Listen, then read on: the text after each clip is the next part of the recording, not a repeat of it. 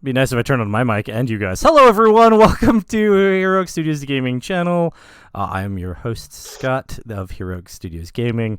Today, we're going to be playing some Call of Cthulhu with my friends here.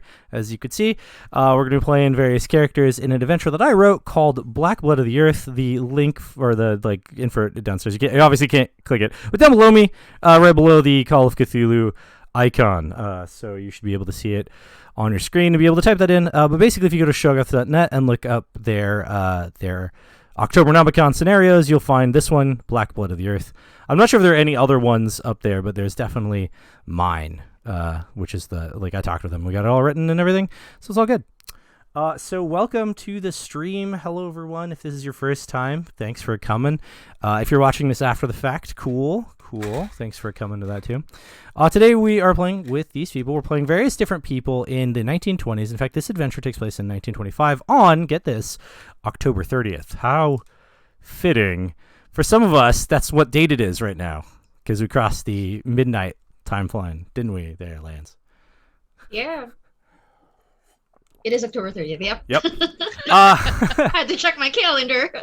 So this adventure is taking place on October 30th in 1925 in the area known as Huntington Beach. For those of us who live in America, we know Huntington Beach, or generally have an idea that it's in L.A. It is near the La Brea Tar Pits in Los Angeles, and in the 1920s, it was actually not so much of a sort of visitor beach destination like it is now. It was actually an oil mining town, and that's what we're doing here in 1925. Some people are using my Discord channel to roll. I am going to be rolling with these dice, which were provided to me with my cool Never Sleep Again box from Big Nerd Coffee Company. They make various different nerd-related coffee products, stuffs, and they're made by a group in the East Coast. So these are some of the dice that went with it. The adventure that went with it, called Never Sleep Again, was written by my friend Joe Sterling. So that's why I did it. But these are what comes to the box. There's a T-shirt, these things, the adventure, the coffee, some tea. It's a very cool box. If you haven't picked one up, you should go check it out. Big Nerd Coffee Company. And I'm going to be rolling with these dice today that come in these cool vials. So that's what I'm doing. Those look like little potion vials. Exactly right. Now that I've taken the dice out of them, I totally have uses for this, right? Yes. Yeah, very cool. So why don't we go around and... But how's the coffee? That's what I want. The coffee, it's pretty good. They roast it themselves, so it's got certain special flavors. If you don't like artisanal coffees, you probably won't like it. But if you like our homemade coffees, then yeah, you'll definitely like it. Cool. Yeah. So there is that. But yeah, so why don't we go around and introduce ourselves to everyone real fast? We're a little late because, technical difficulties and whatnot, as you do when you do a live stream. So why don't we go around and introduce everyone from the screen everyone's seeing at home. It'll go Charlotte, then Dexter, then Marvin, then Roy. So Lance, Susan, Samuel, and Adam. So why don't we go in that order? Introduce yourselves and your character, and everyone will know what's going on. All right, so I play Charlotte Langdon. I am an intern to a geologist, so I'm a junior geologist, I guess. And whatever this geologist is doing near these oil mining areas, I am there to help out and just be there.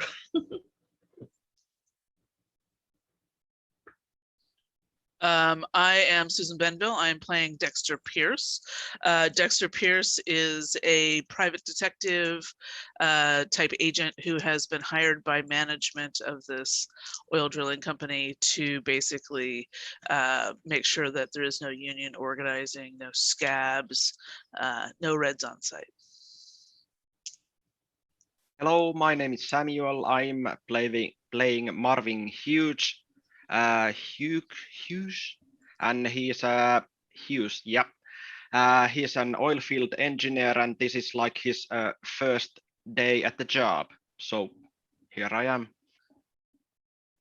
I am. My name is Adam. My character's name is Roy. Like Samuel, he's an oil rig welder. First day on the job. Yeah.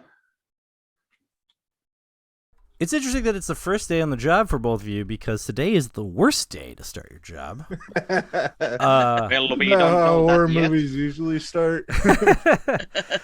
So this is taking place in October, like I said. So as the fall weather descends upon Huntington Beach, so does this feeling of insurrection, particularly against Southern California Standard and Oil, the largest oil-producing conglomerate in Orange County. Stewart Field, which is where you guys are going to work, has been inactive for the last 5 years, has in the last month began buzzing with activity.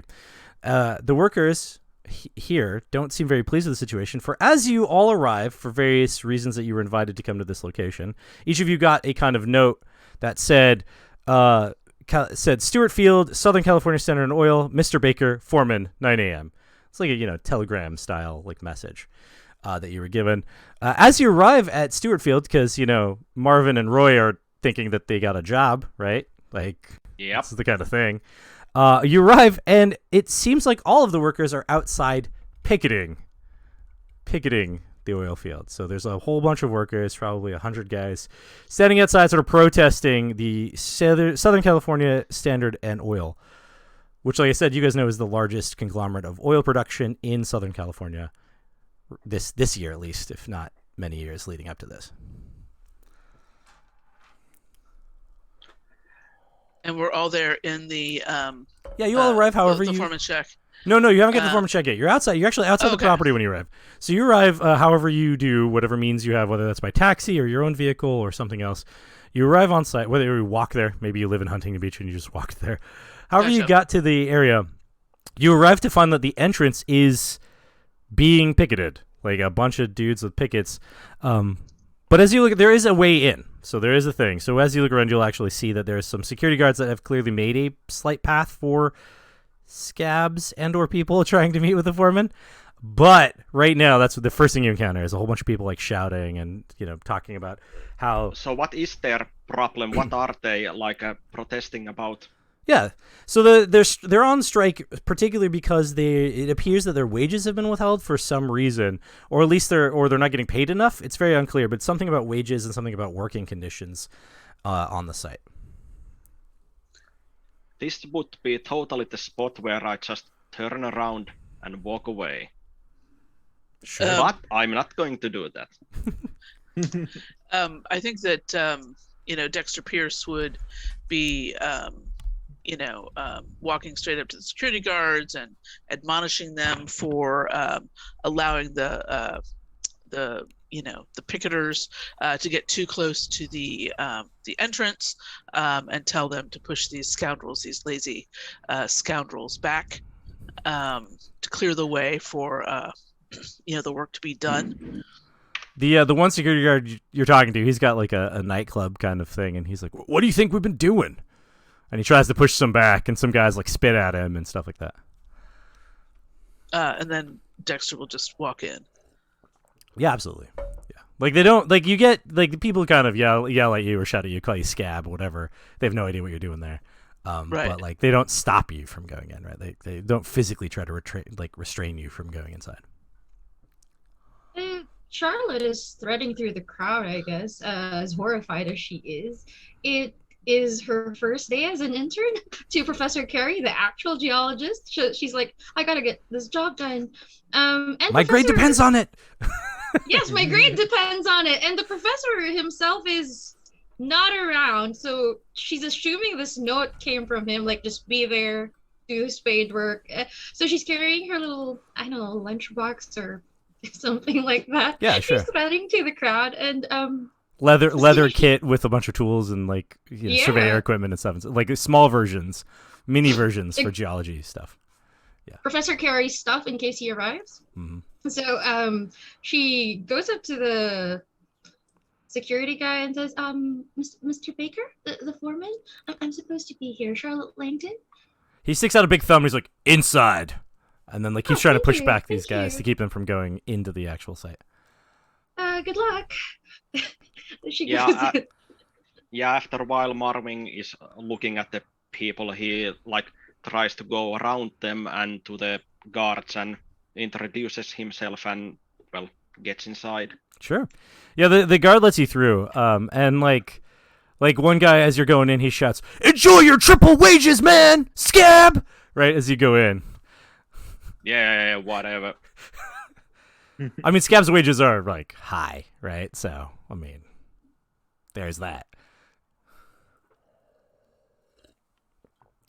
And so, what does Roy do? I guess Roy just goes in where the security guards are, just pushes through everybody. I guess he's while everyone's like giving him crap for working on the job, he just shakes his fist at him and goes, "Yeah, someone's got to work for a living." That's right. Roy's been jobless for a little bit, so Yeah. So why don't you make a dex roll for me to see if you can avoid getting tripped by someone as you're just about inside. All right. Hold on, I was just trying to pull up my my character sheet. Just Sure. give me a second. Sure, yeah.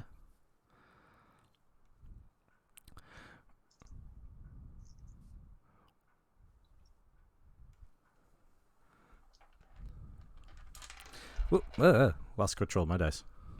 There it is. Cool. So I roll a D100, right? Yep, yeah, you're going to roll a D100, and you're going to try to get underneath that number that is set for your dex. All right.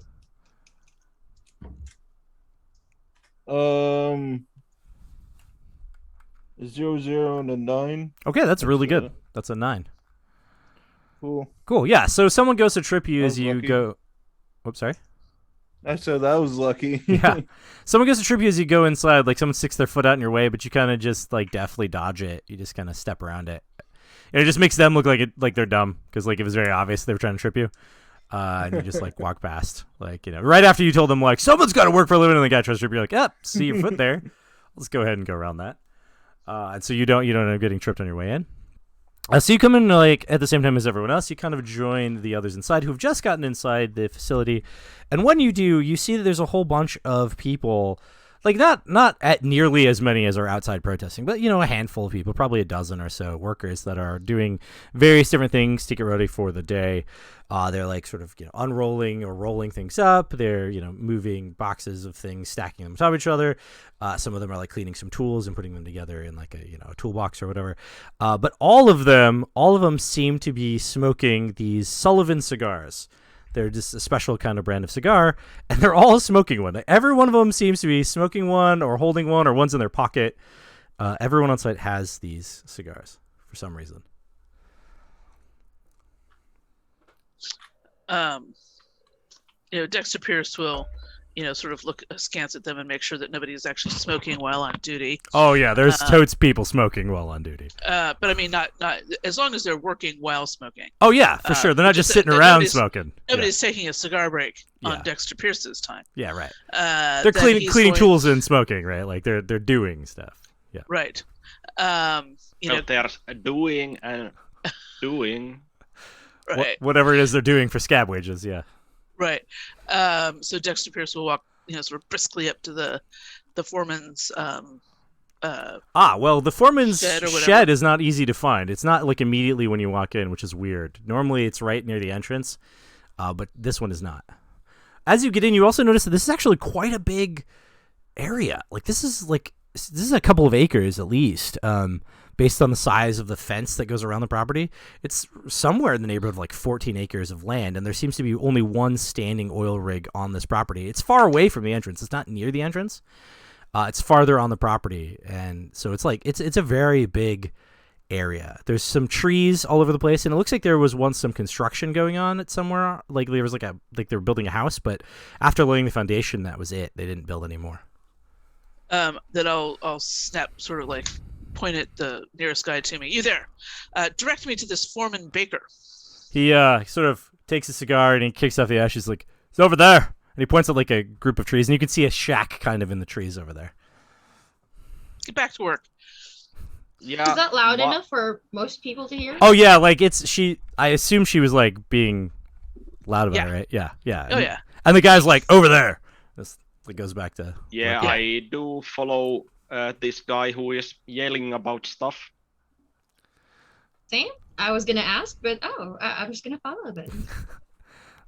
By the way, off camera, my dog seems to be trying to open my copy of the Call of Cthulhu rules. She keeps scratching Ooh. at the cover for some reason. Nice. She's like, "What's this?"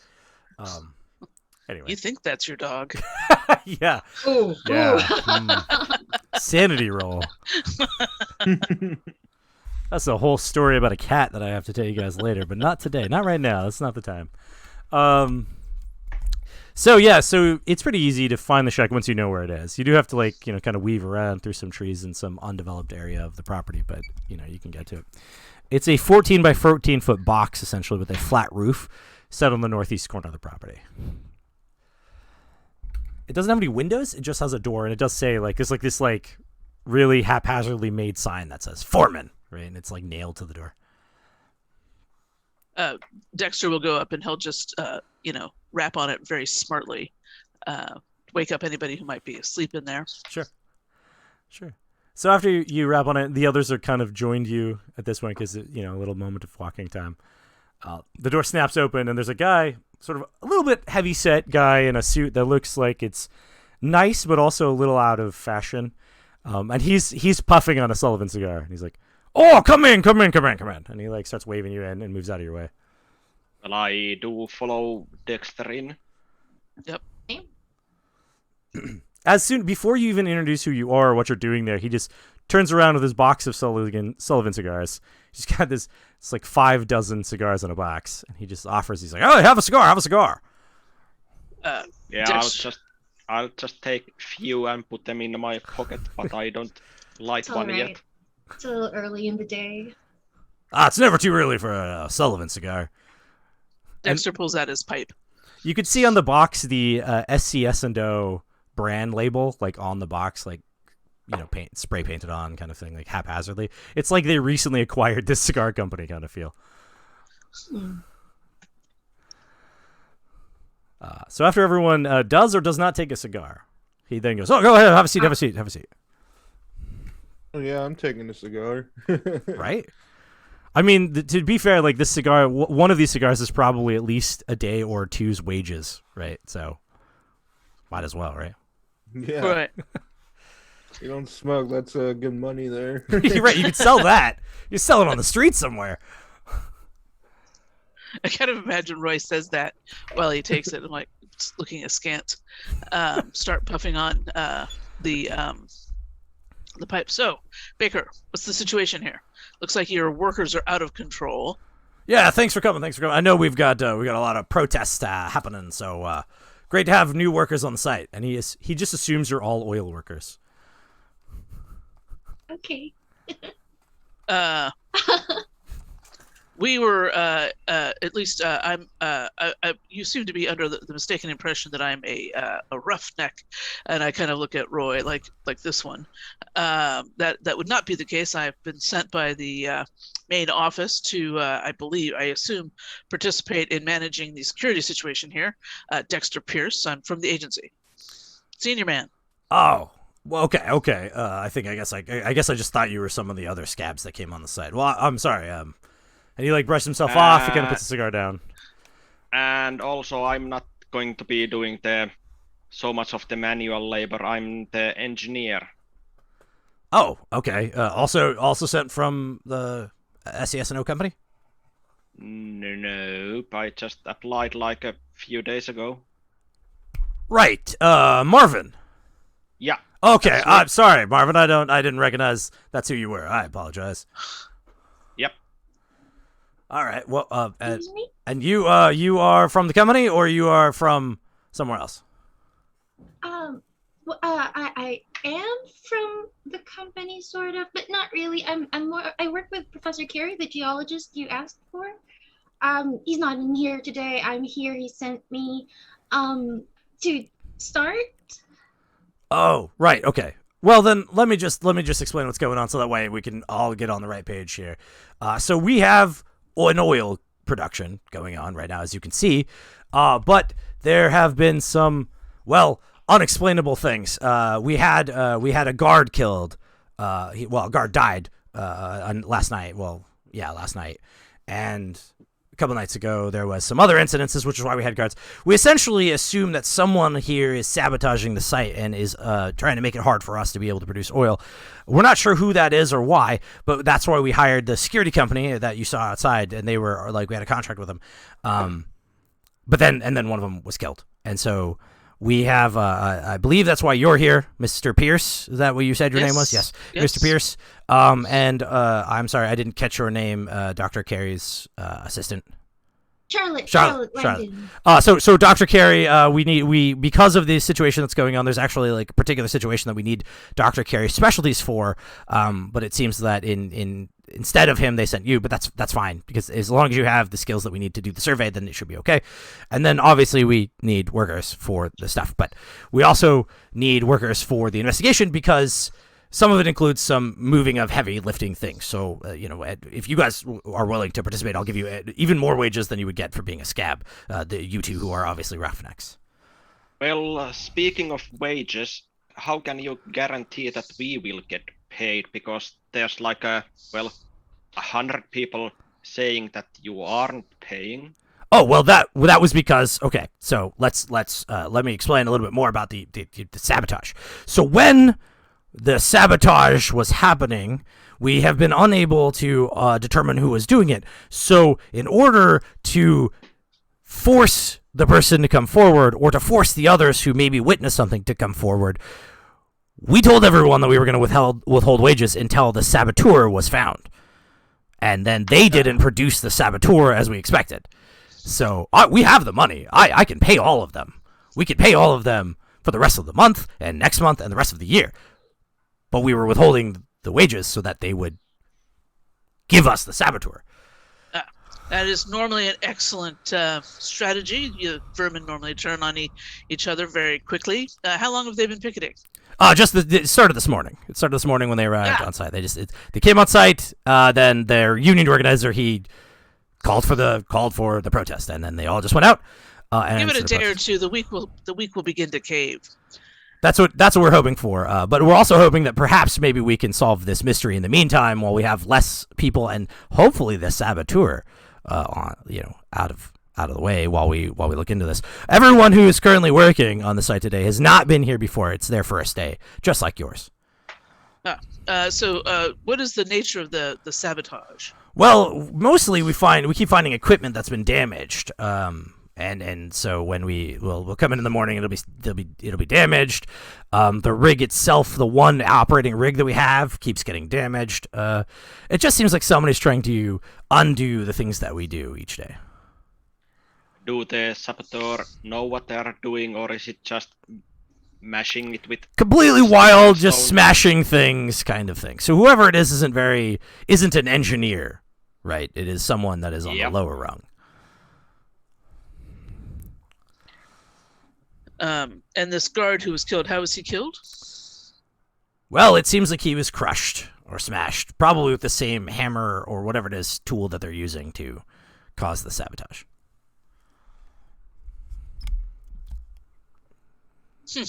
Interesting. And he's been the only casualty so far? So far, but this isn't the first casualty on this property.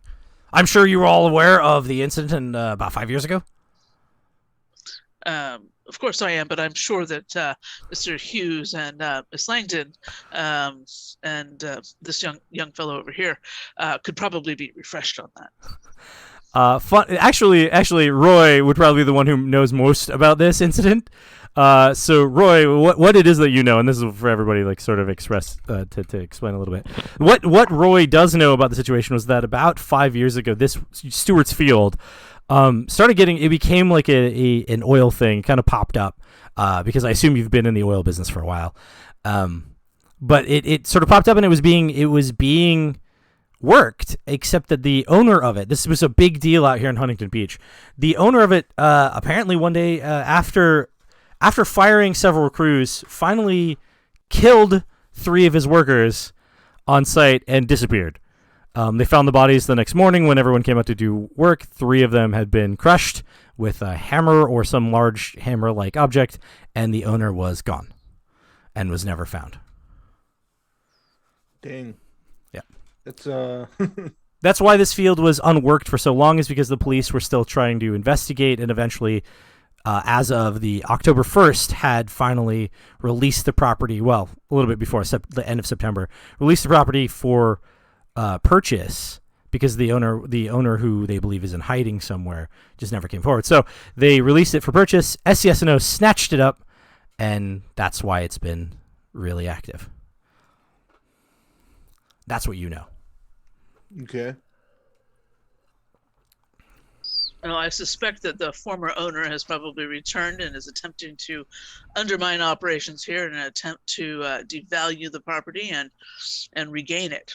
That's probably exactly what's happening here. Either it's those wastrels out there, or it's this murderous former owner.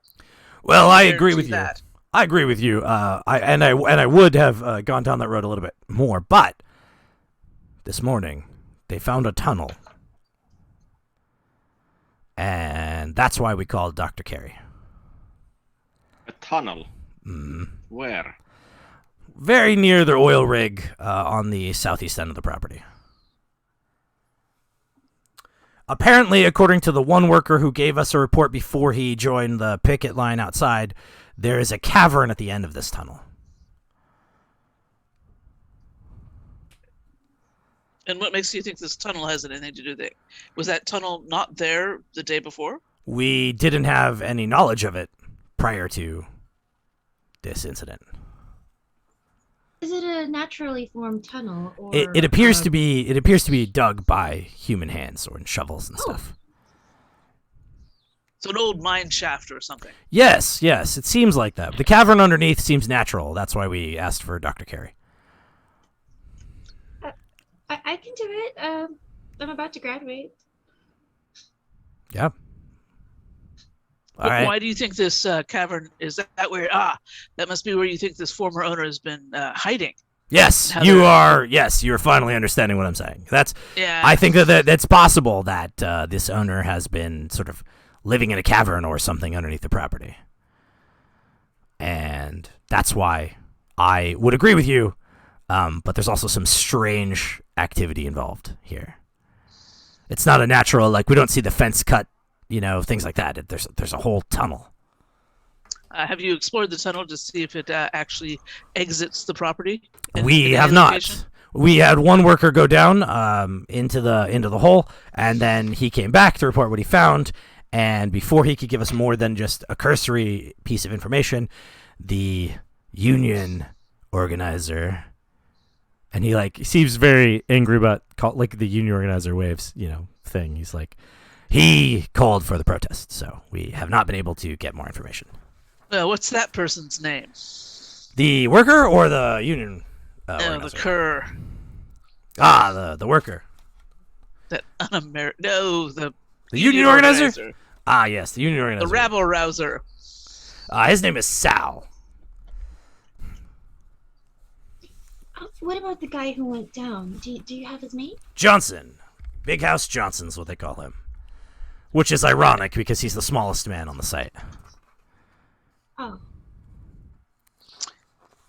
So, where is this Big House Johnson? We should probably speak with him, find out what he learned. He should be outside protesting with the picketers. Well, we should speak with him. And we should probably... I'm sorry. Where did this guard die? Well, interestingly, he died very much near the tunnel. That's how we discovered it.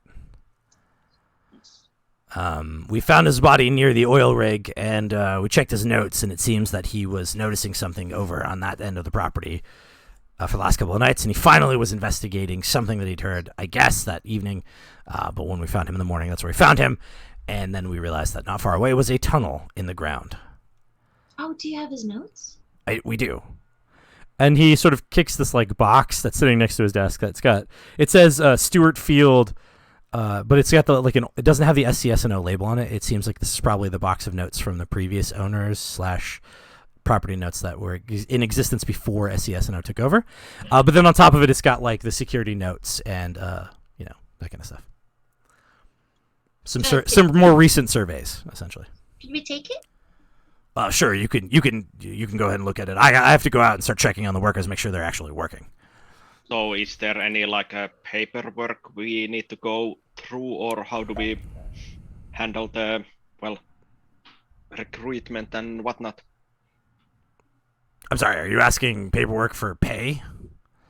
Yeah. And he reaches in his pocket and just pulls out some money. He goes, "First day's work, there you go."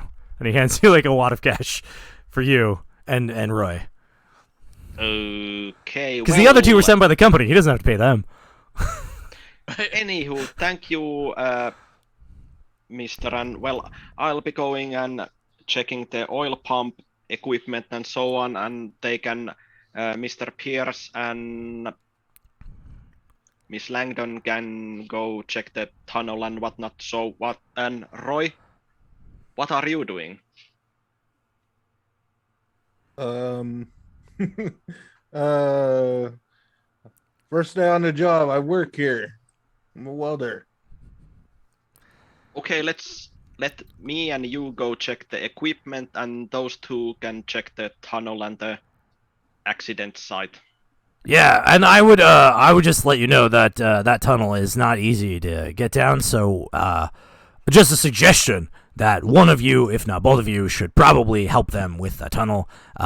Because I'm sure you're absolutely fine, Mr. Pierce, but Miss Langdon, I assume, is going to need some assistance getting down this tunnel as it's fairly steep. And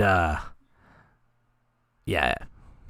So I would recommend at least one of you stick with them, at least for that particular portion. Maybe they can meet you over there at a certain point in the day. Well, Yeah, sure. I think that probably before anyone goes down into this tunnel, we should speak to this Big House Johnson and find out what he knows, and take a look at some of these documents. Miss Langdon, it seems like you'll be the appropriate person to examine the surveys. It does make sense, Hughes, if you and Roy go check out the rig itself and the equipment above ground and make sure it's still operating. Look for any signs of sabotage or equipment damage. And I'll look at these notes here, and then I think I should go talk to this Big House Johnson. If you don't mind, I'd like to join you when you go to Mr. Big House Johnson, only to see if I can somehow piece together what he saw down there. If you wish, but just remember, some of these roughnecks use rather coarse language. Okay, thank you. Okay, so I think before we go out, I'd like to read the notes. Yeah, for sure. So after you guys sort of finish this discussion, and he hands over the money, as well as lets you take a few cigars. But I forgot to mention that when you guys came in, he sets the box down next to what appears to be a note from the company that essentially like you just kind of glancing at it, you get the idea that it's the company telling him to hand these out to the scabs and make sure that they're happy, right? That's essentially what the note says. And it was it's like a rush delivery, right? It was like this morning, dropped off by some courier kind of feel. But anyway, so as you guys finish this discussion, he opens the door to he sort of moves past you guys and opens the door to get out of his shack to go about his business. And as soon as he opens the door, an explosion occurs on the other side of the property near the oil rig.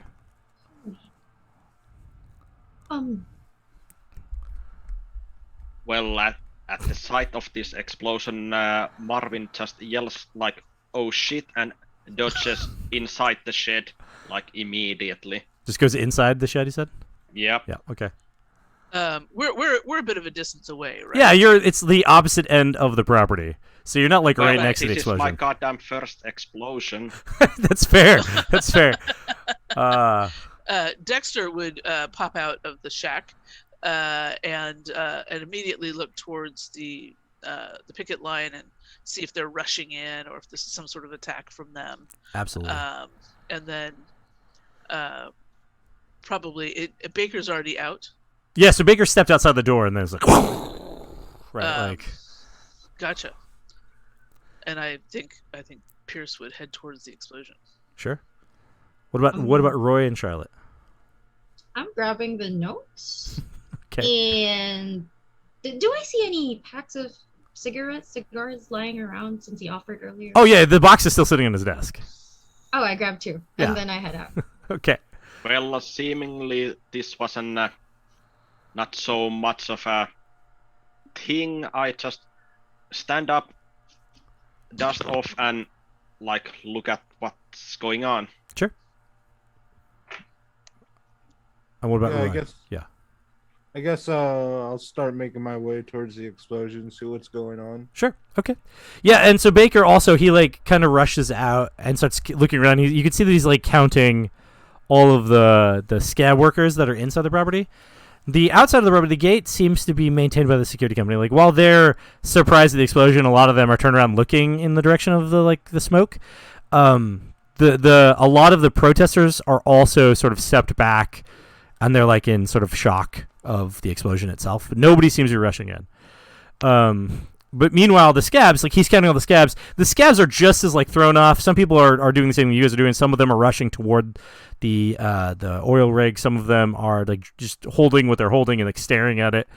But he counts the heads that he can see, and he turns back to you and says, "They're all there. So I don't know what's going on." The rig itself is not near the property line. It's inside the property, so presumably determined or deemed safe from this kind of sabotage, at least from the security perspective. So this is an odd thing for him to see. Okay. I think at some point I would say to Baker, I'm like, so if all of the loyal workers are accounted for, why don't you show us, take us to the rig and kind of walk us through. Maybe it was just I know that some of these, and I look at Roy a little bit again. I know that some of these roughnecks, particularly those who sell their labor, can be a little bit, shoddy in their work. Not saying you, of course, Roy. I'm sure that you're very attentive to your work, but lack of loyalty. Yeah, he shouts out to everybody. He's like, "Go! What are you all standing around for? Go put out the fire. If there's a fire, go figure out what happened." And then he goes, "Come with me." And then he looks at everybody, and specifically the two guys that he's paying. He goes, "Listen, I'll even double your pay if you guys can solve this, whatever this is, by the end of the day." Okie dokie, and I'll briskly walk to the others and, well, let's go and see what's there.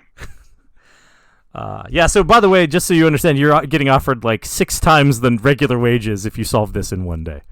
Excellent. I'm good with that. He's already paid you like a decent amount for just being here. Yeah, I don't mind. Yeah, no objections there, right? You guys are getting paid?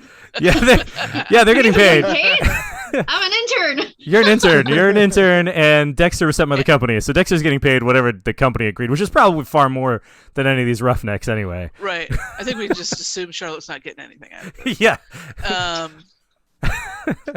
But I would tell Baker to go to the security guards and have them bring over this Big House Johnson. Grab him and bring him in. Well, yeah, supposing they can figure out which one he is from the crowd, and supposing that the crowd will let them take him in, right? Sure, so that's the thing. Yep. But they'll try to figure that out and get that solved while you guys rush off to, or kind of go over to find out what's going on. Right. Yep. So when you guys arrive, do any of you?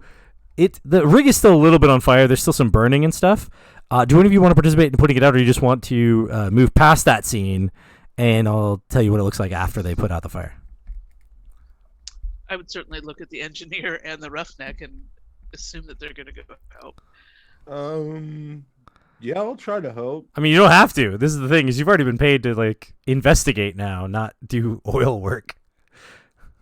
Well, I'm not supposed to be putting out fires. I'm like just operating the thing and whatnot. So I'll just like supervise. Sure. Okay. Go on my way. Yeah, so Roy, if you want to go ahead and put out the fire, what would you do to put out the fire? And I'll tell you which kind of roll you want to make to see if you successfully do that. Oh, if I see Roy move in to like try and put out the fire, I kind of call out and say, put a handkerchief on. That's not safe.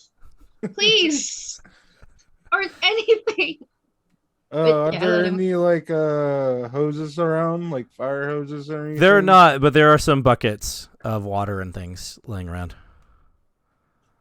Um, I'll try throwing a couple of buckets of water on the fire, see if that does anything. Okay, so what we'll do is we'll go ahead and we'll do two things. We'll have you make a con roll to endure like the heat and smoke.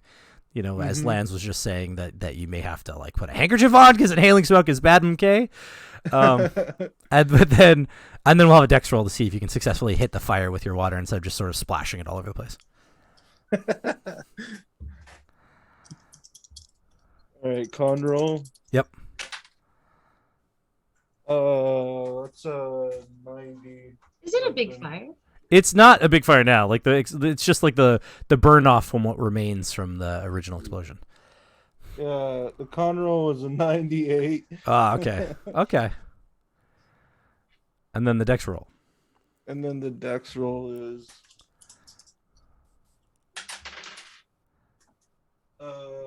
28. 28. Okay. Oh. I just read that wrong. The dex roll is actually to avoid getting burned by the fire.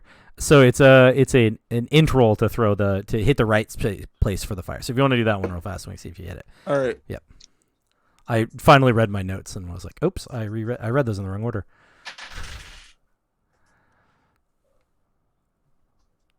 And the int roll is a 50. Is that a success? Yeah. Perfect. My int is 90. Wow. Super smart. Roughneck. You're a really smart roughneck. Yeah. Nice. I mean, what is your education though? 40. Yeah, so there it is.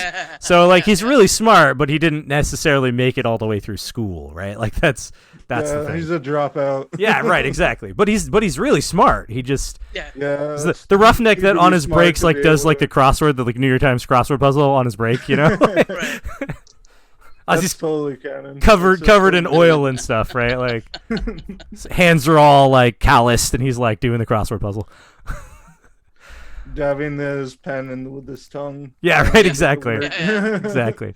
Yeah. So you managed to avoid like getting hurt by the flames as you get close, and then you successfully managed to figure out where to like put the water to do like the best job of putting out what flames you can with such a little bucket of water. But however, you inhale a bunch of smoke. Yeah. So you kind of like. You're not like I'm not gonna give you disadvantage, but you just inhale the smoke and you're gonna be like dealing with that sort of consequences for kind of the rest of the time. You can role play the coughing and stuff. You just inhale some smoke. It's normal for a Right. for It's a hazard of an oil worker, right? Yeah. So after the fire is put out, mostly because of the great toss of water by Roy that like kills a lot of the flame in one shot. Thus putting some of the other workers in awe of like, whoa, that was really good. Like, thanks, new guy. But they're all new guys, right? But you're the newest guy because you're the Right. most recent guy Yeah. to show up. I just motioned for one of them to take the bucket, just shove it in their arms. Yeah, and he like runs off to go trying to find the water pump to like fill it to get the little bit of remaining smolder flames out. But for the rest of you, you can see what happened. Like it's pretty obvious that some kind of spark or whatever sort of struck the main line and blew up the holding tank for the oil that was being pumped out of the machine. That's what happened. You guys want to look around and investigate, or Sure. all right? So who does what to look around? I'm actually going to. I assume that Dexter Pierce has some arson experience, and I'm Sure. going to sort of walk around, or explosives experience, whatever, and look around the tank and whatnot. for Dexter, any kind of Dexter- classic arsenic, signs. right? Well, if I remember correctly, you said Dexter's backstory is like he was Pinkerton-ish, right? Yeah. Okay, yeah, then he definitely has experience with that sort of thing. This is like what he does, like looking around Yeah. for arsons and things like that. Yeah, Right. cool. Well, I'll be looking around the equipment and seeing if there's like how bad is the damage, is it salvageable and so on, and assess the situation. Mm-hmm. Cool. So everybody's rather in shock right now, right? with what's Yeah, happened? most of the people here are like pretty surprised by all of this. I would like to go over to the picketing workers. Oh, okay. You want to walk back across the property to the picketing workers? Yeah. All right, that's fine. That's fine. and ask around for Are you still carrying the box of like notes and stuff? yeah. Yeah. And ask around for Just where was this my intern, sort of like a bag of equipment under her arm while she holds like a box and like sort of like stumbles around this property that's like outdoorsy. I look for Sal or Big House Johnson, whoever turns up first. Sure. Okay. We'll get to that. Let's talk about the people that are looking at the arson / equipment and stuff. The rig itself, there, Marvin. The rig itself is actually okay. Despite the explosion, it doesn't seem like the fire weakened any of the steel, like supports and stuff. So it was just superficial. yeah, well, the explosion seems to be sort of away from it. So the fire wasn't hot enough to melt the steel or anything. It just like it was scorched and there were scorch marks, but yeah, it definitely doesn't seem like it was intended to blow up the structure. Okay. Yeah. And the equipment, by the way, is okay-ish. There's definitely some damage. So the primary pump was struck by something heavy, causing a piece of it to shear off. Presumably this is what caused the explosion, but not like a result of it, right? Because that shearing exposed some of the wiring, and it still kind of was sparking, at least as far as you can tell, up until the point that you guys threw water around. But the exposed wiring led the sparkings to the feed line to the main pump, which is where the source of the explosion is. Dexter, you notice this. This is not arson. It is clearly a mechanical accident. However, what sheared off / destroyed the pump, that's another thing in question. Like that could have been easily done by a person, but this is not. The explosion itself was not set deliberately. Okay, so I'm looking around the area where that dislodging has happened. Does it look like someone took a hammer to it? Does it look like something heavy for sure? Something heavy and blunt.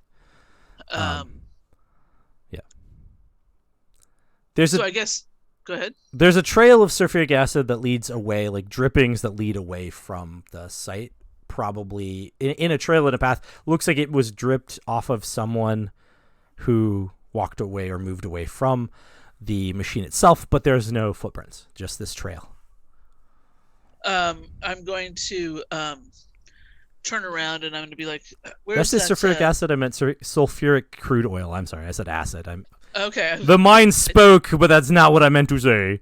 It's like drippings of sulfuric, like crude oil that has sulfur in it, right? Like really, really crude oil. Gotcha. Yeah. Gotcha. So I'm going to look at this and I'm going to wave Marvin over to look at it. I'm going to kind of point. Looks like someone's taken a sledgehammer or something else to this and dislodge this, thus causing the accident. Looks like over here someone has left a trail of oil, and I'm going to step right kind of next to one of the things to see if I would leave a footprint on the dirt. Yep, and you do. Oh, that's very strange. I'm going to kind of do the obvious thing, which is to look up. Well, I do check the equipment that Mr. Pierce pointed out, and I do check if it's a sledgehammer or something else heavy. Can I assess? Yeah. What? Yeah. So there's a scab standing right next to this like sheared pump, and he seems to be scratching his head, totally in confusion. But as you look at it, it does appear to be something like sledgehammer, something heavy, like a hammer, a giant hammer or something that smashed into it. You can't quite tell, but it's something like that. It's not like a blade. It wasn't cut, right? It's definitely like broken off. But if I look more closely, can I be more specific? What was it that hit it? You can't. No, you can't tell what kind of thing. Just something heavy and massive. Yeah. Okay. Yep. So I'll go back to Mr. Pearson. So yeah, your assessment is totally correct. And I'm going to kind of be looking up at the rig and pointing out the trail of oil droplets, and I'd be like, is it possible that these oil droplets were created by some sort of spray from the rig itself that occurred during the explosion? Well, I do check the pattern on the ground and see if it's possible. It could be maybe, but it's like the chances are really slim because based on the trail, it seems to be fairly linear, and there's not like a bunch of spray in random directions. So you don't see it in other random places. So your experience, like if it was a spray, it would be literally all over the place. But since it's in like a straight line, it could be. But if that were the case, if it were like a small puncture in the line that was like spraying out in one direction, you'd see droplets kind of a little bit off to the sides, and you would also still be seeing it because the rig would still be spraying whatever pressurized oil was in the line. Yeah, I do relay this information. And I think I would be like, interesting. Well, at some point we should follow that, but first we should find out from these loyal workers exactly what they saw. And I mean, I'm sure somebody must have seen somebody taking a hammer to this thing. Well, I think that is your thing to figure out, Mr. Pierce. Of course. And I briskly walk over and I find that scab that was standing there. I'm like, and I kind of wave over all the workers that are there. And I'm like, so, gentlemen, because I'm assuming it's all dudes. Yeah, it's all dudes. Exactly, I need to know from everyone where you were when the explosion occurred and what you observed. No one, of course, is accusing you of anything, but it would appear that someone has tampered with the pump. Did you see anyone around the pump? Did you see anyone with a hammer? Anybody who shouldn't have been here? And of course, I look over my shoulder at all the picketers and look back at them. So we'll get to that in a moment because Lands at this point, Charlotte would have eventually gotten to these guys when these guys were while the rest of them were talking about the damage and Roy was standing there, king of the scabs. Charlotte would have eventually got over there. It's not that far. Like it is far, but it's not like, across town in a flight or something. Like it's like a couple of minutes of walking and you'd be on the other side of the property. So you get there, you're carrying this box and all of this equipment and stuff, and you get to the crowd of people. The security's been trying to flush out a big house, but the group of protesters has been like resisting that. Well, then I would like to look for Sal. All right, so do you step off the out of the property and then start saying you're looking for Sal? Or how do you do that? I approach one of them, Yeah. like I don't know, somebody on the fringe edge, just like, hey, I'm terribly sorry, excuse me, but do you know where Sal is? Why would I help you, scab?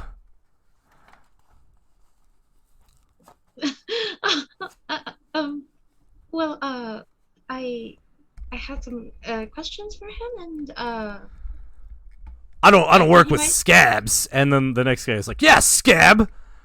And then a guy in a suit, very nice looking young man with slicked hair, with a pinstripe suit. He sort of steps forward. You get the feeling this is like just based on the way that he walks that he's not actually from this area. That he's probably from somewhere in like New Jersey or New York kind of feel. And he steps up and says, "Gentlemen, please. This is obviously a representative from SES. And no, let's talk to her if we could." He says, "Why don't you come with me, madam?" And he pulls you off to the side. Oh, okay. It's like, you were asking for me. I'm sorry, I'm Salvatore Rossi. I'm who you were looking for. I'm sorry, I somehow pictured you differently, but okay. Wow, that's so different from what I pictured. Okay.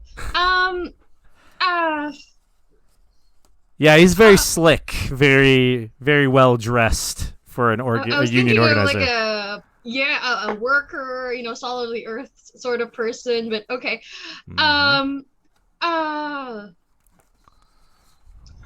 Well, I was actually just talking to the foreman, and if I'm not mistaken, your wages haven't been paid for a couple of days. That's right. The workers haven't been paid for the job here for the last couple of Do days. you know why?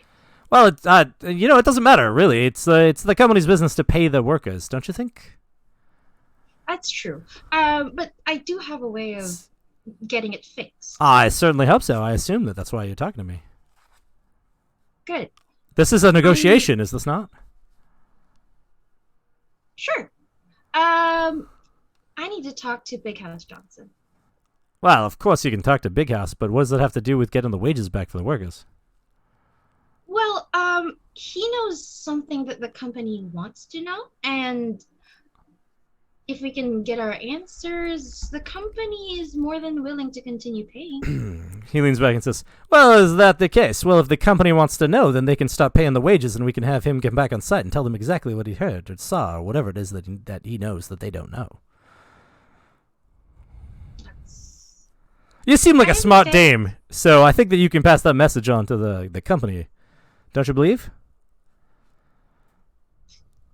Don't you think they already know that? You're gonna have to work with us somehow. I thought we were. I thought I was saying I would produce Big House Johnson if the company went ahead and paid back the wages.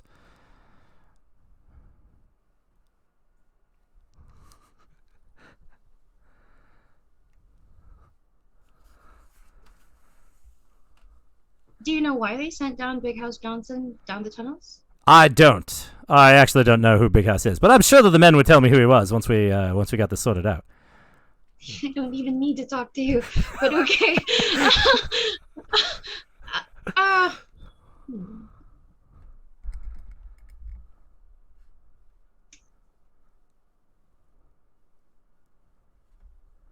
right. Is that your final answer?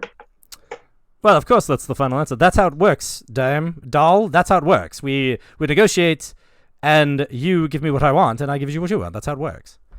Or they never pay you, and they just continue hiring new workers. Well, that might be what the company decides to do, but we will continue to protest and keep them from getting on the property as long as they don't pay wages. Is protesting getting your family fed? Well, my family's fed either way. Oh, well then. Obviously, you care about all the other workers. I do care about these workers. The treatment that they have is terrible. The site here is very terrible. You get the feeling he actually has no idea what goes on this property whatsoever. The working conditions must be horrible. You don't work here, do you? No, of course. I am the union organizer. I work with the men to make sure that they get what they get from the company.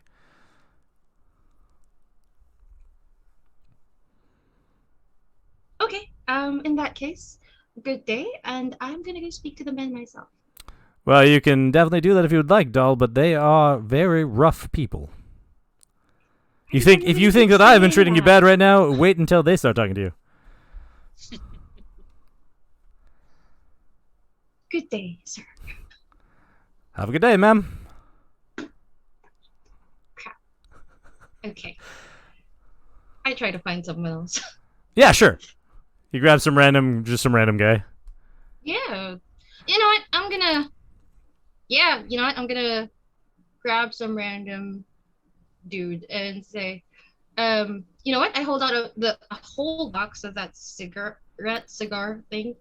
Yeah, whatever you got from the cigars. However many you Yeah. grabbed. Yeah. You want to give one out to somebody? I hold it up and I say, can you tell me where Big House Johnson is? The first guy right next to you sort of snatches it and goes, "Yeah, look for the little guy." That's what he says. Look for the little guy. Oh, that's useful. Can you point him out to me, at least? It's a whole box of cigarettes. You know what? If you can point him out to me, if you can bring him to me, I'll give you another one. All right. He turns around and starts walking off. And he comes back a little later and goes, he's like dragging this like smallish looking dude with him and goes, "There you go, now give me the cigar." Oh, sure, I give him the 2 boxes. The 2 cigars. It was all one Yeah. big box of cigars. So you grabbed like a handful. So I could say like 6 or 7. Oh, nice. Yeah. Okay, so I give him 2. Okay. Cool. Yeah, that's expensive. Yeah. And he just like takes them, and then you sort of notice that he kind of just sets his picket sign down and just kind of starts walking off. You know, I should just hand these out and they'll walk off. But anyway. That's one way to break a strike. Yeah. Right. Start handing out cigars, yeah. Yep. Big House Johnson? Or is that your name? What do I call you? Yeah, sorry, yeah. I don't know why he was not very nice. Oh, no, that's okay. But he did say you had a cigar for me? Sure, but I need some answers first. Okay, yeah, sure, okay. sure. Cards on the table, I'm from the company, but. I mean, I figured you went in and like Pretty Girl goes in, we pay attention to that sort of thing, you know? And then Pretty Girl comes back out. Yeah, we're paying attention. Okay, I just want to be honest with you, but I know you've sort of trying to hide from the company. I don't know, or they've been hiding you. Well, I mean, I don't care. Like, this is a protest. I just didn't want to piss anyone off, really. Oh, okay. Well, the thing is, the company's gonna start paying the people once we figure out what's going on in there, and it looks like you have the information to help us do that. Um, I take out a box of cigarettes and I say, "What? You went down the tunnel, right? Don't hand them yet." Right, just like hold out a cigar too, like just like holding him out and be like, "I've shown you this." Yeah. He goes, "Yeah. I went down. They I mean, we had to find out why the guard was killed." Okay, so you actually know what's going on. That Sal one didn't. Um, Oh, Sal. Oh yeah, I don't trust that guy.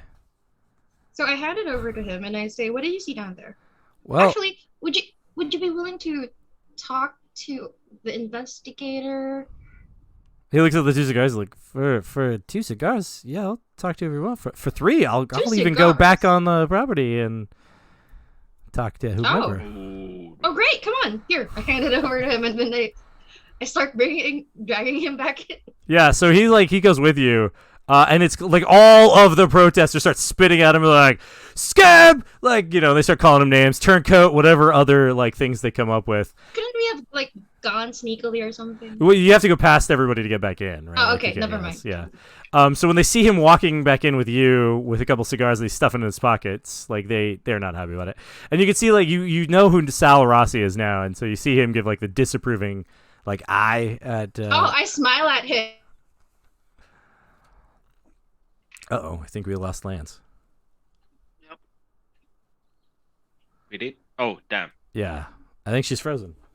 I think she is too. Well, hopefully she'll just come right back on. Or she's just really good at staying still. She's really good. She's doing the mannequin challenge right on us right now.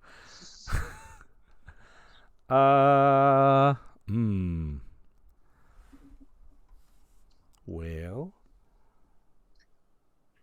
I'm sure she'll jump back on as soon as she can. yeah, I'm sure she will too. So why don't we, in the meantime, we can either take a break or we could jump back to you guys who are investigating what the people saw.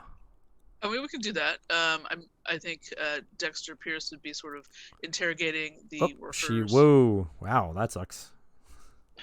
She did all right. Message in the messenger, and I think we're going to go to a break so I can sort out what just happened. All right, so we'll be on a break, everyone. We'll come back in a few minutes.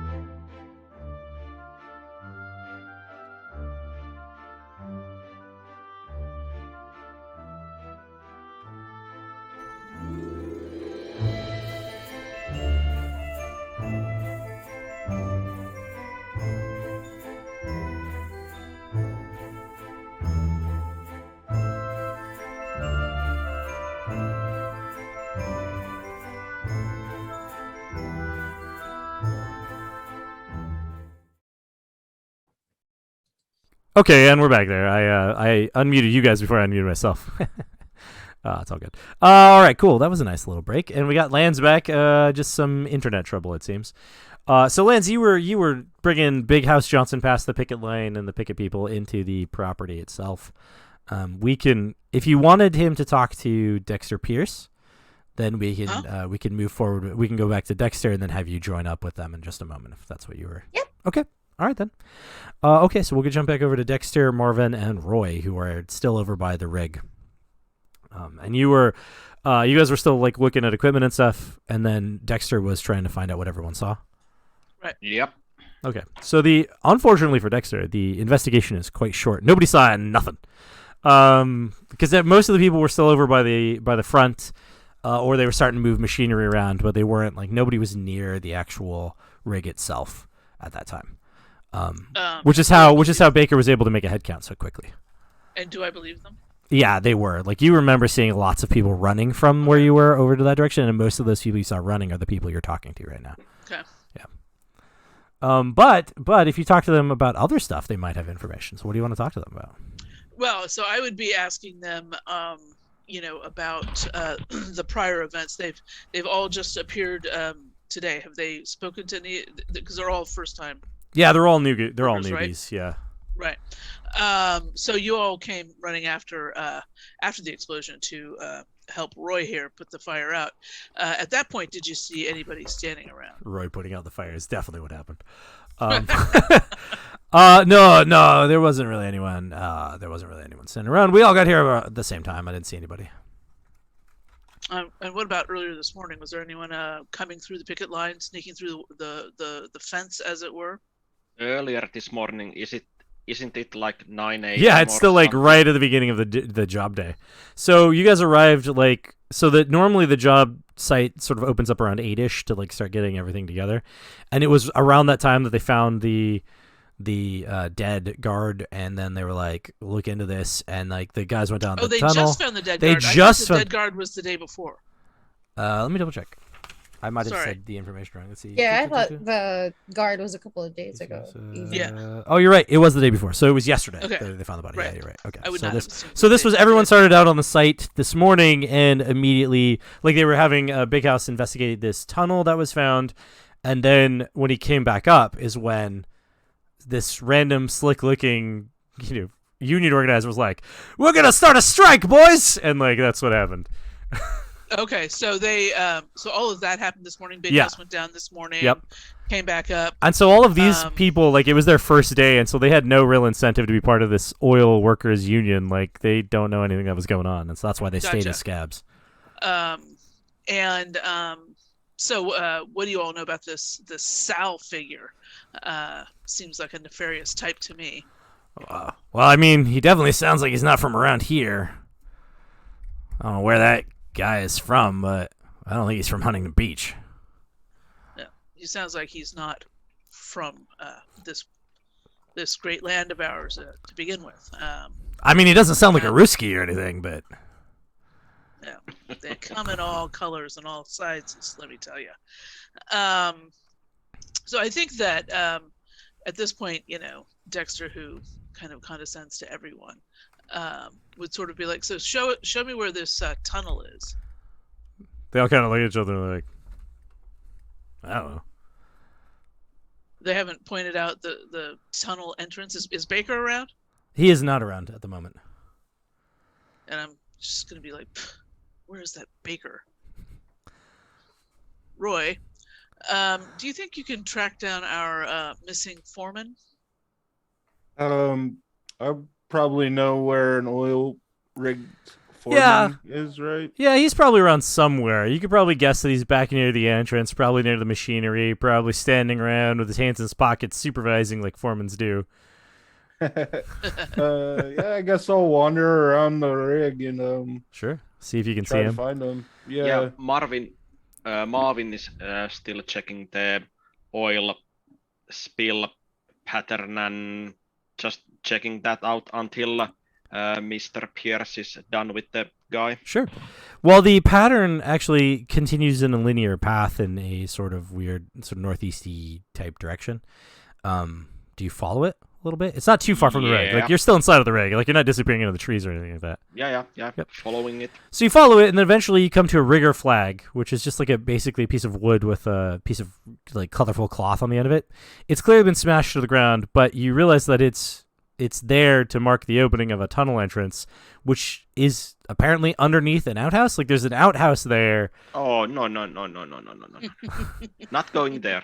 Well, it smells like sulfur when you get close to the hole in the ground. Is that supposed to be smelling like that? It usually wouldn't. Like, I mean, there's a smell that comes from outhouses. This is not that smell that comes from outhouses for sure. Oh god damn it. No, I'll just take a scarf or a handkerchief or something like, oh god damn it, and just walk away a little bit and, well, survey the surroundings Sure. of the outhouse. So the outhouse, it looks like it's like a crudely built outhouse. And the more you look at it, the more you look like it doesn't look like it's actually operational. Like, it's not like an actual outhouse. It's like it's just sitting there. It's just a structure that's there. Quality workmanship. And it's just been there a little while. But this is about the time that Charlotte Langdon shows up with a short guy who seems to be like he has in the time that it's taken to get from the gate to where you guys are, he has taken a knife out and he's cut through the end of one end of the cigar. He's just like a little pocket knife, just like a normal pocket knife that somebody might carry. And he cuts off the end of the cigar, one of the 3 cigars that you've given him, right? Did you give him the 3rd cigar or no? You're still holding out on that. Yeah, I give it to him. Yeah, so he cuts off the end of it and he's like getting ready to. He's like searching his pockets for a lighter. I pull out my pipe and my matches, light my pipe. Look at him. It's like, so your big house? Yeah, that's right. Can I borrow a match?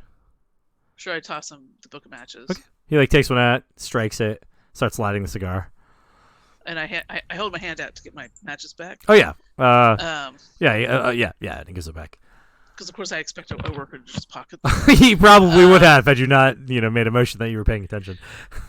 So it's my understanding that before fleeing the work site, you went down into the tunnels today. Yeah, that's right. So tell us what you saw. Well, I don't quite know how to explain what it is that I saw, but well, I went down the tunnel. It was small. That's why they sent me. Because I don't know if you know this, but like, there's some big guys that work at this field. But they sent me down, and I don't know. It was like just some cavern underneath where the outhouse is supposed to be. Like one of the outhouses. We don't even use that, so I don't even know why it's there. But anyway, it was like a cave. And it was huge. Like, it went on forever. Like, it was like a huge network of caves underneath this place. But I noticed it smelled like sulfur, and there was definitely oil. Like, I could see, like, crude black oil all over, like, in little pools that I could see. But the main thing that got me was that there was paintings on the walls. Like, those like paintings that like they say they're in caves, like that natives have lived in, like natives have put on the walls. It was like that. Like there was like a lot of those, and I didn't really know what was going on. I was just kind of looking at them, and then like I thought I heard somebody, but it was probably just echoing from me moving around in the tunnels. I don't know, but like it sounded like there was like a slick kind of sound, probably just like some dripping oil or something. But then I was like, well, I better get back up because I don't want to be down here too long. Like there's sulfur. Like they say that you could die if you breathe too much of that stuff in. So like I just was like, I should probably get back out of the tunnel. And when I came up, like Baker was there, and I was just trying to tell him what I saw. And then like then the guys wanted to go pick it. So like I wasn't just gonna not join my guys, but sure, I don't sure. really, You were I just don't really gonna care. not work for a day. So Yeah, let I me mean- ask you this big house. What's your real name? Oh, it's Brian. It's Brian. They call me Big House on account of I've been to the Big House. Ah, should have suspected as much. So you've been working here for how long? Since it opened on the 1st. And I take it you've been aware of some of the acts of sabotage that have happened? Yeah. They keep saying that someone keeps like taking apart what we put together. And you understand, of course, that if any of your colleagues, your associates, your cronies, whatever you call them, your pals, are engaging in this form of sabotage, they're putting all of you at risk, not just in terms of your livelihood, but in terms of your actual health and safety. You understand that, correct? Well, yeah, I mean, the company talks about that all the time. That's basically you're just basically telling me what the company line is. No, I'm pointing out that you're a pretty smart fella, and you would know that if I don't think anyone's ever called me a smart fella, but okay. You seem to be pretty sharp to me, lad. That if one of your friends over there is engaging in this behavior, they've been doing it to put you at risk, not the company. The company can always fill your boots, but whoever's doing this doesn't seem to give a crap if you all live or die. Doesn't that make you a little bit mad, Junior? Oh, goddamn, speaking of crap, that outhouse, that smells so goddamn awful, and it shouldn't smell like that. What the hell do you keep there, little guy? Nothing. Nobody uses that thing. Then why the hell is it there? I don't know. We didn't build it. It smells like a sulfur. Why? Oh yeah, because there's the tunnel. That's where the tunnel is. Like Oh. That's awful. what I was saying. I was saying I know that this is probably not good for me to be breathing this in. Like, you know. So I'm basically trying to persuade this guy that if he has any information about any of his mates participating in anything, that he should cough it up now. He doesn't. He doesn't know anything about anything. Okay. So as he was sort of indicating, he actually didn't care about the picket line. He just did it because Right. that's what the others were doing. Right. Well, and it's an opportunity to not work. Got that. Yeah. Yeah. Take the but I day just off wanted- by standing around with a sign. He's the only person we know so far who's been here during the other, and Pierce would Yeah. still think this is a human being responsible for this. Of course. And You don't know if it wasn't. Right. So, Ms. Langdon, this sulfur smell, is that something you'd expect, in a cavern full of crude oil?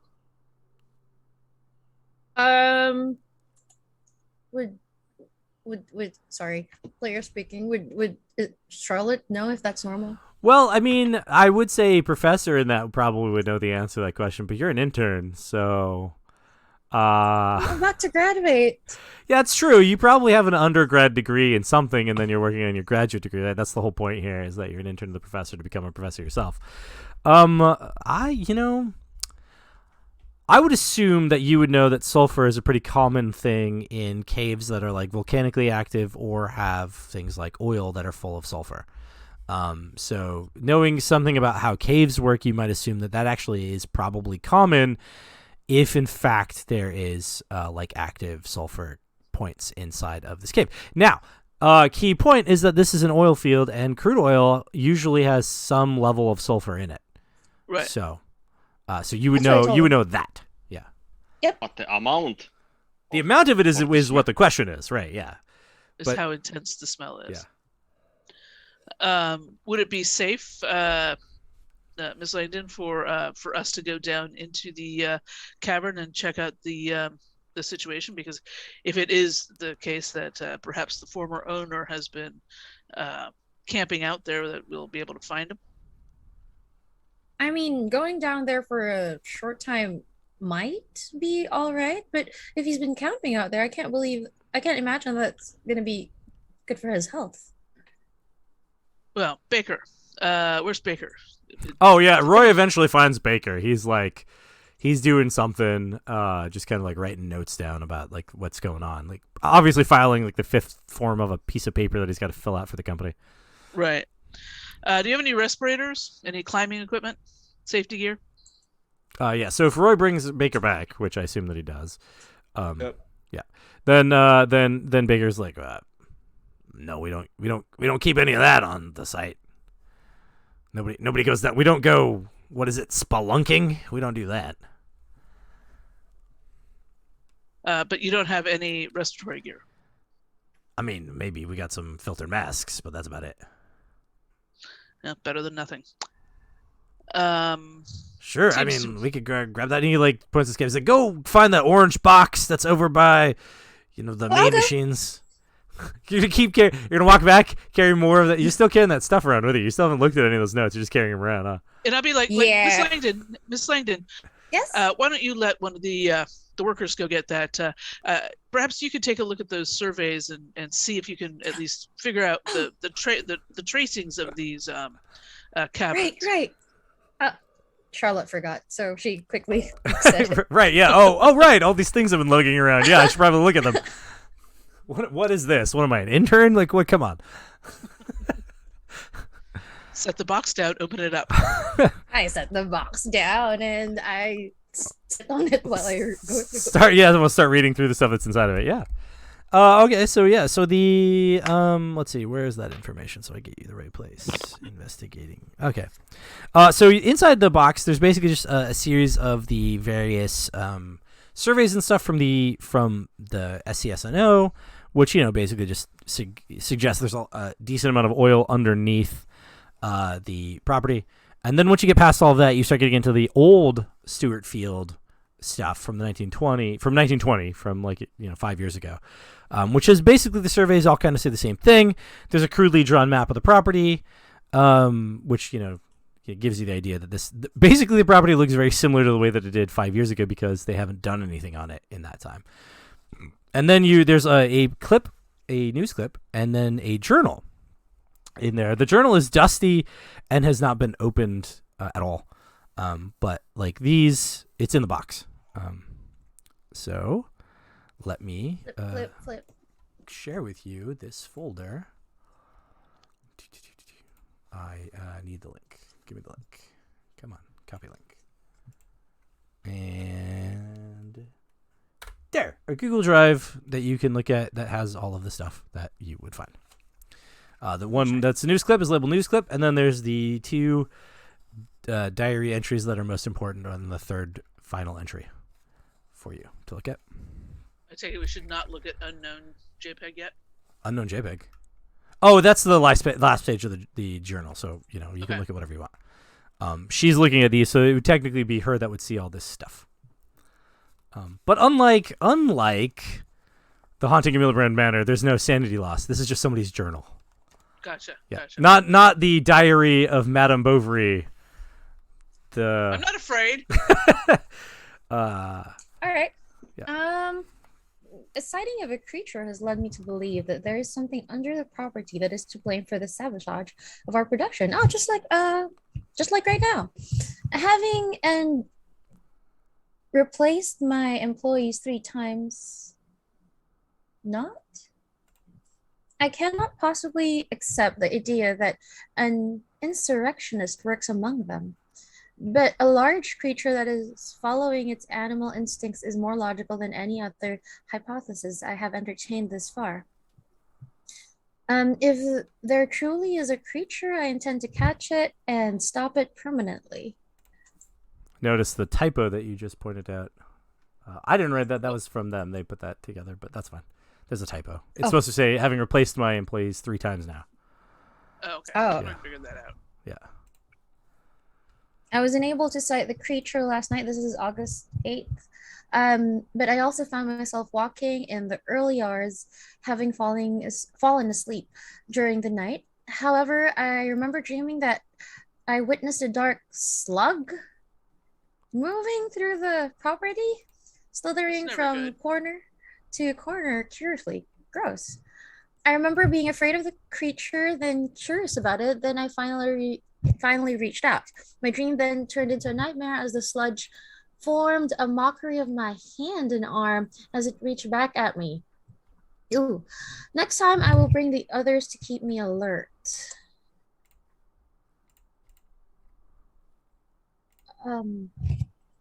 Suspect on the run. After 6 long months of investigation, the Orange County Sheriff's Department has finally released a statement regarding the incident at J.W. Stewart oil production field on August 9th last year. The Sheriff's Department believes that Jeremiah Stewart has fled the state of California in order to avoid prosecution over the deaths of the 3 men found early in the morning on his property. This is a major step towards solving the case. As yet, the sheriff's department has refused to release any indication that they even investing the case. They even are investing the case. The admission of a potential suspect suggests that this case is not out of their minds and that they hope to come to a conclusion that will bring the community peace. I start, I guess, handing pieces of paper to Pierce if he wants them after I read them. Mhm. Our dear readers may remember from our previous stories that while the oil working men were arriving at the site early in the morning on the 9th of August 1920, their minds focused on the quick win by the Tigers over the Yanks. They were surprised to discover a grisly scene. 3 of their compatriots were lying dead in the mud of the field, their bodies mangled horrifically. Mangled? The owner, Jeremiah Wentworth Stewart, was nowhere to be found despite his automobile being parked outside the property. We know based on further investigation that Stewart has requested these men stay late into the evening to help him with a special project, and we know that they expected compensation for their time. We do not know what special requests Stewart had for his men, nor do we know if they completed the task. It is speculated it has been speculated that they did in fact complete the task, and Stewart murdered these men to avoid compensating them. Whatever the reason, it is believed that Stewart is still at large. His field stands inactive as no oil man in Orange County will step foot on the property while Stewart could come back and continue his evil deeds. And there's a last one. Which is I do not believe. handwriting. Yeah.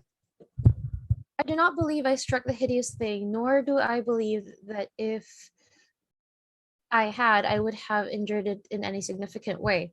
But when the acrid smoke of my pistol vanished, so had the creature. I can only assume one thing. The sound of the gun impacted so intensely upon its highly sensitive tympanic membrane that it retreated into the muffled underground caverns beneath my property.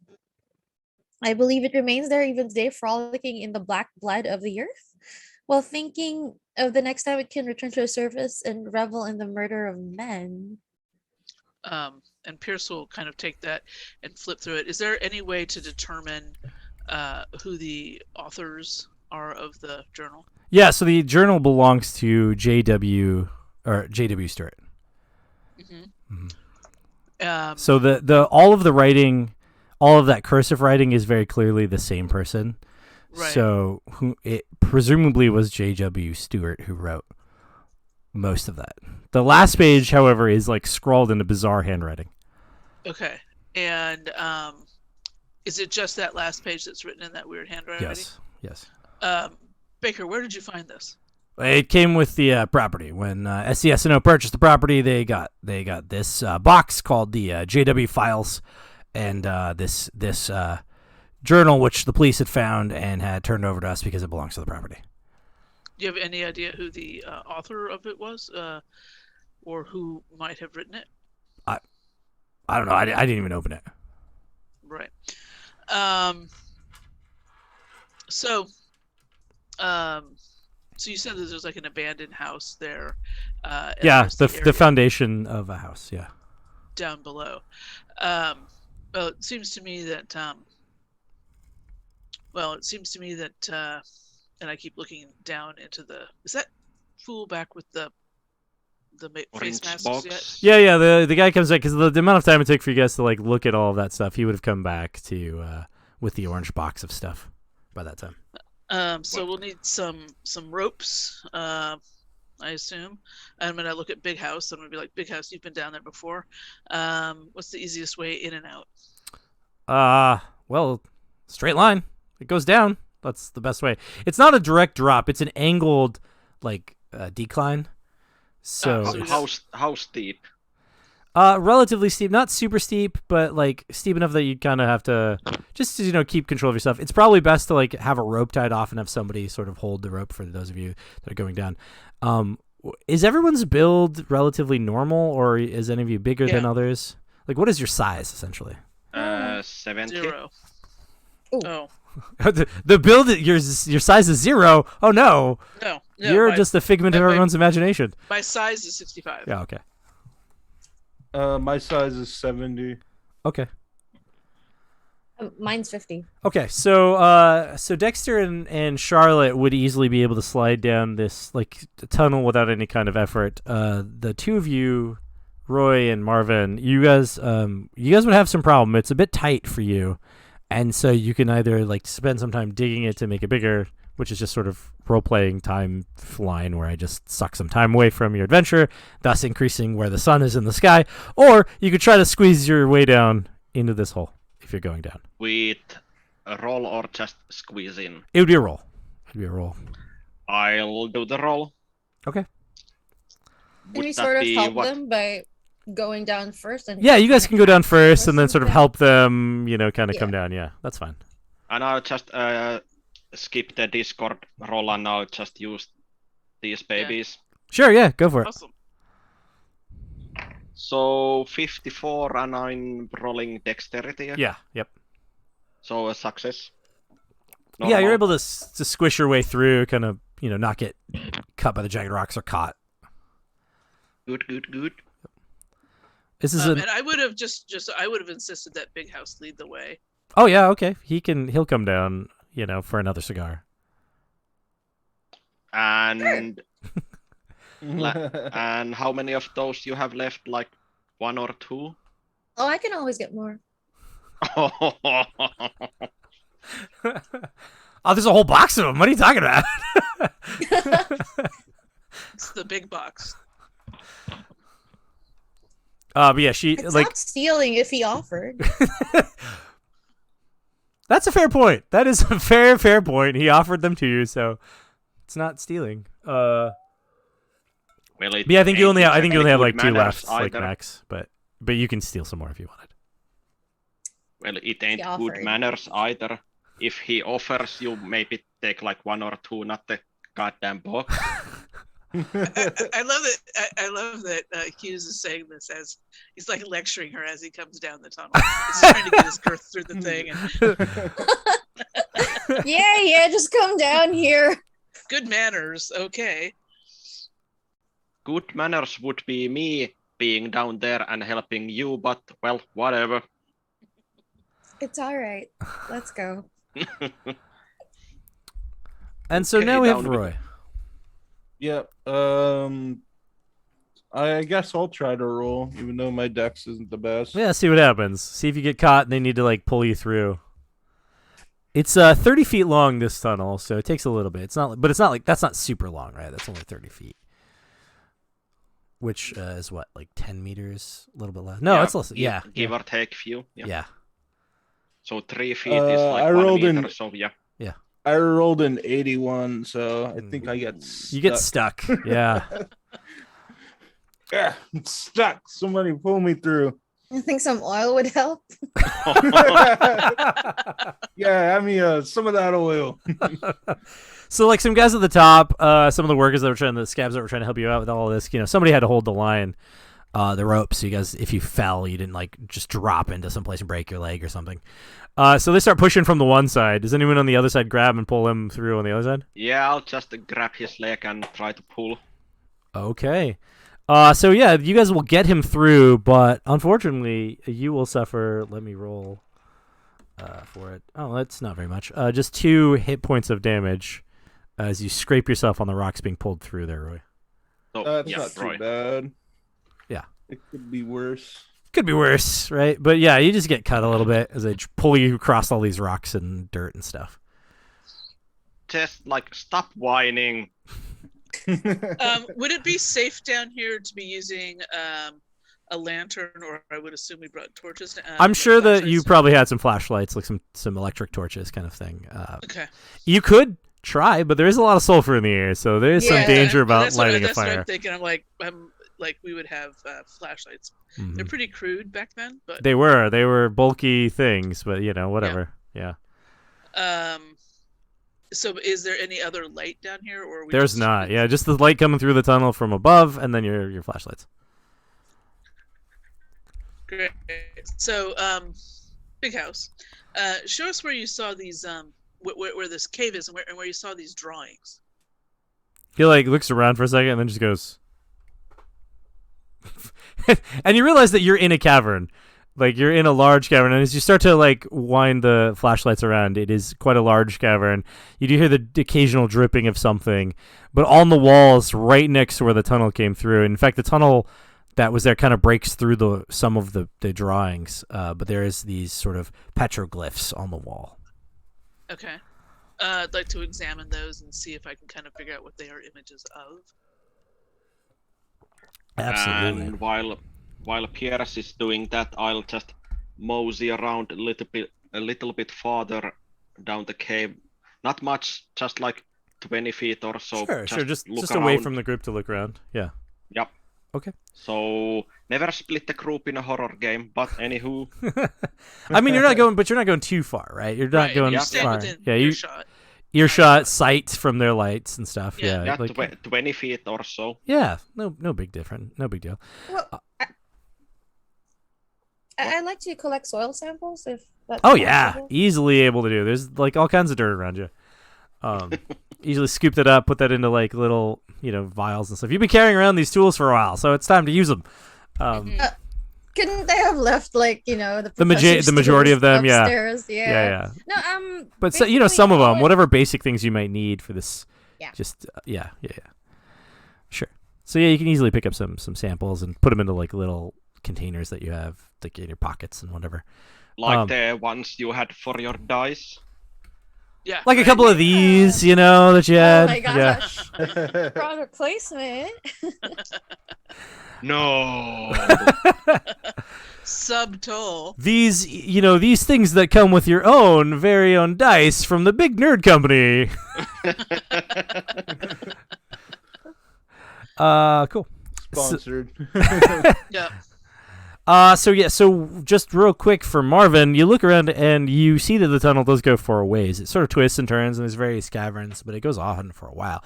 In fact, you get the feeling Is it downwards or is it like on level?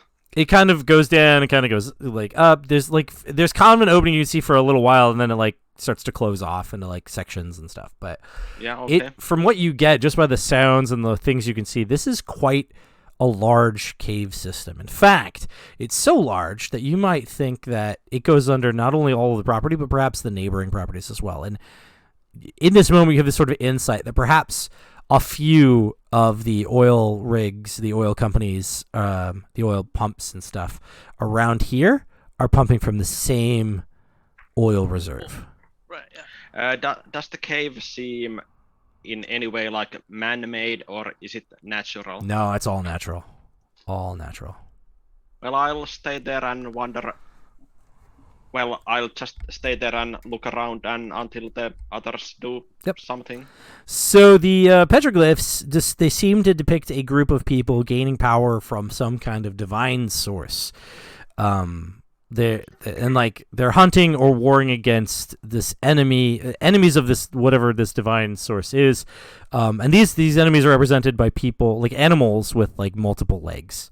The war it clearly does not go well for the human army, and the mural on the wall sort of suggests that they flee somewhere northward for safety. But unfortunately for you, part of that story is cut off by the tunnel, and then there's also an oil pit that sort of the story like bends down into this bit of water, presumably explaining how this group of warriors came to this particular region. However, you can make an anthropology, archaeology, or history roll to see if you can sort of figure out more about these ruins based on your knowledge of stuff. Yeah, sure, I could do that. I'm not skilled in any of those things. Oh, okay. Well, you can try. Help out You could, yeah. to give her advantage. What is she trying to do? She's using anthropology, archaeology, or history to sort of know more about these glyphs that are on the wall. Yeah, it was actually a really good roll. Unfortunately, I'm not skilled in any of those things, so I did not roll under 5%. Oh, I rolled a 26%. yeah, and even if I give you a bonus die, probably. So you want to go for a bonus die though from her trying to help you out? Sure. Let me just. What about Charlotte? Is she No. proficient in any of those things? Like, is she skilled in those things? Does she have numbers? I have like 20 in anthropology, but that's it. That's more than 5. That's more than I had. Let me take a closer look at that. I mean, this is the area in which you have some knowledge, being the professor's assistant. 66. All right, Nope. yeah, nothing there. I'm gonna take out my my camera, and I'm gonna hand the light. I'm gonna tell what's his name, Roy over there, to aim his torch, and at some of the pictures, and take some photographs of the pictures, Mhm. and hoping that those will come out later. And then I'm going to look around. Let me ask you this: like the creatures the creatures with the multiple legs. I mean, do they look like animals that a regular person would be familiar with, or do they look just like freaking weird? The problem is that this is such a crude drawing, right? That you couldn't tell if these were supposed to be horses or supposed to be something else, right? Right. Yeah. But are they bigger than the men that are hunting or being hunted? Well, so with petroglyphs, sometimes like men are drawn really big, and then sometimes they're drawn really small. So it's really unclear as to whether or not these are normal size, same size, or like bigger or smaller, because they're varying sizes throughout the mural itself. Is there anything on there that looks like a slug? No. Okay. And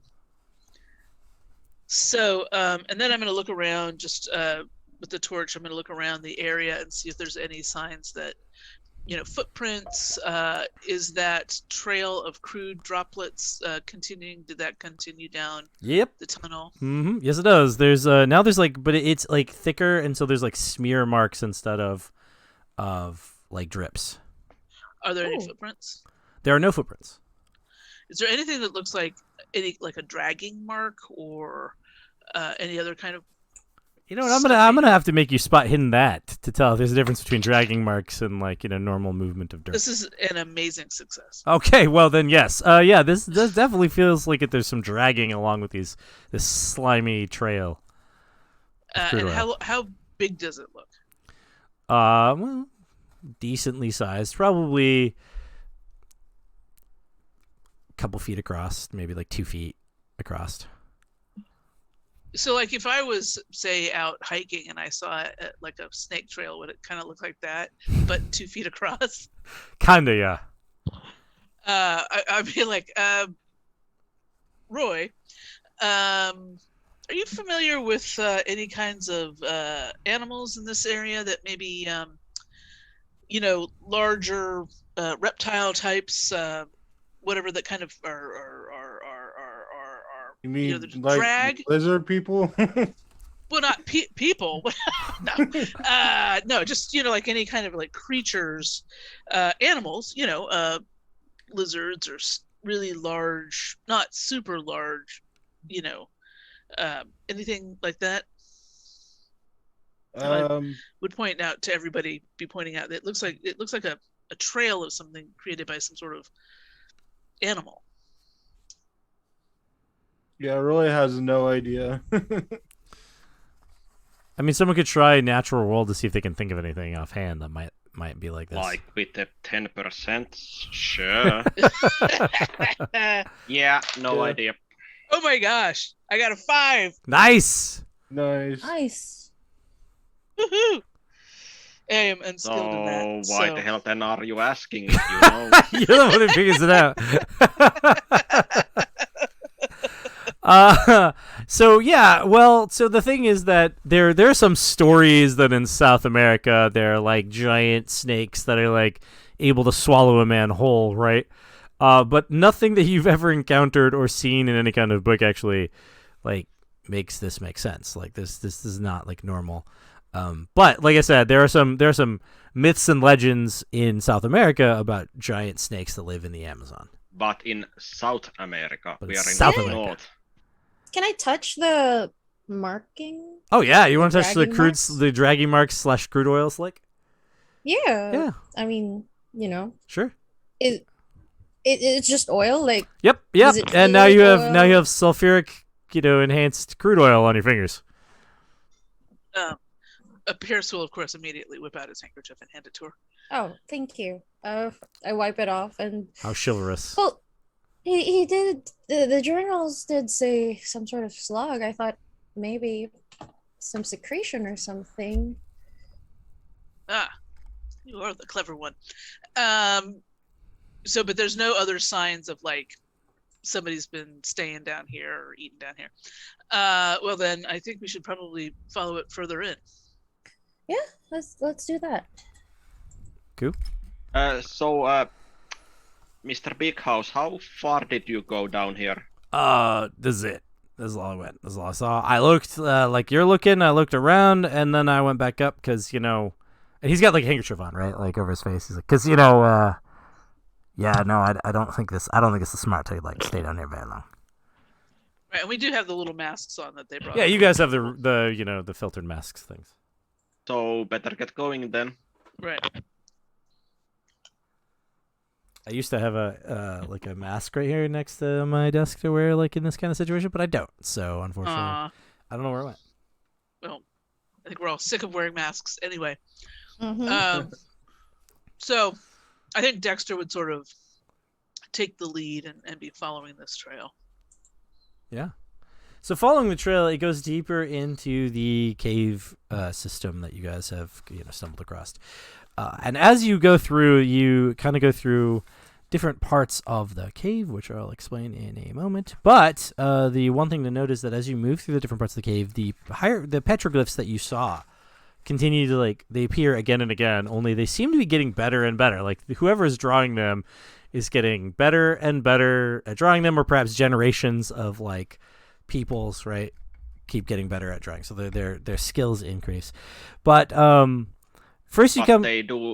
But they do show the same thing. Sort of, yeah. They show this very similar stories. Like it seems like it's a legend or something that they keep repeating over and over again.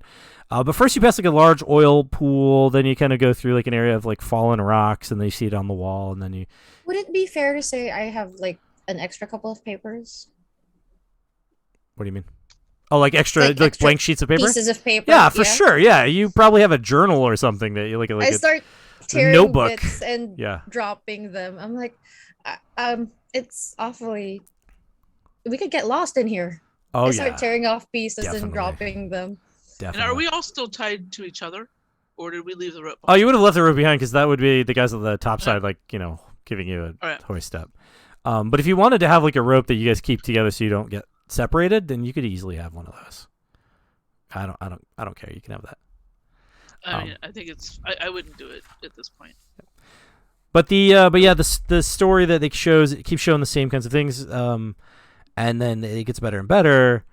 At some point, you kind of come near, you just start to get the image. These images begin to become more and more clear as to what these sort of legged monster things were, because they become the pictures get more and more vivid. Yeah. Do any of you have any Cthulhu mythos? No. Yeah, like gazillion. A gazillion Cthulhu mythos. Okay. Yeah. Yep. Marvin Hughes, the Cthulhu mythos guy. Yep. He's actually a cultist this whole time. Yeah. Yeah.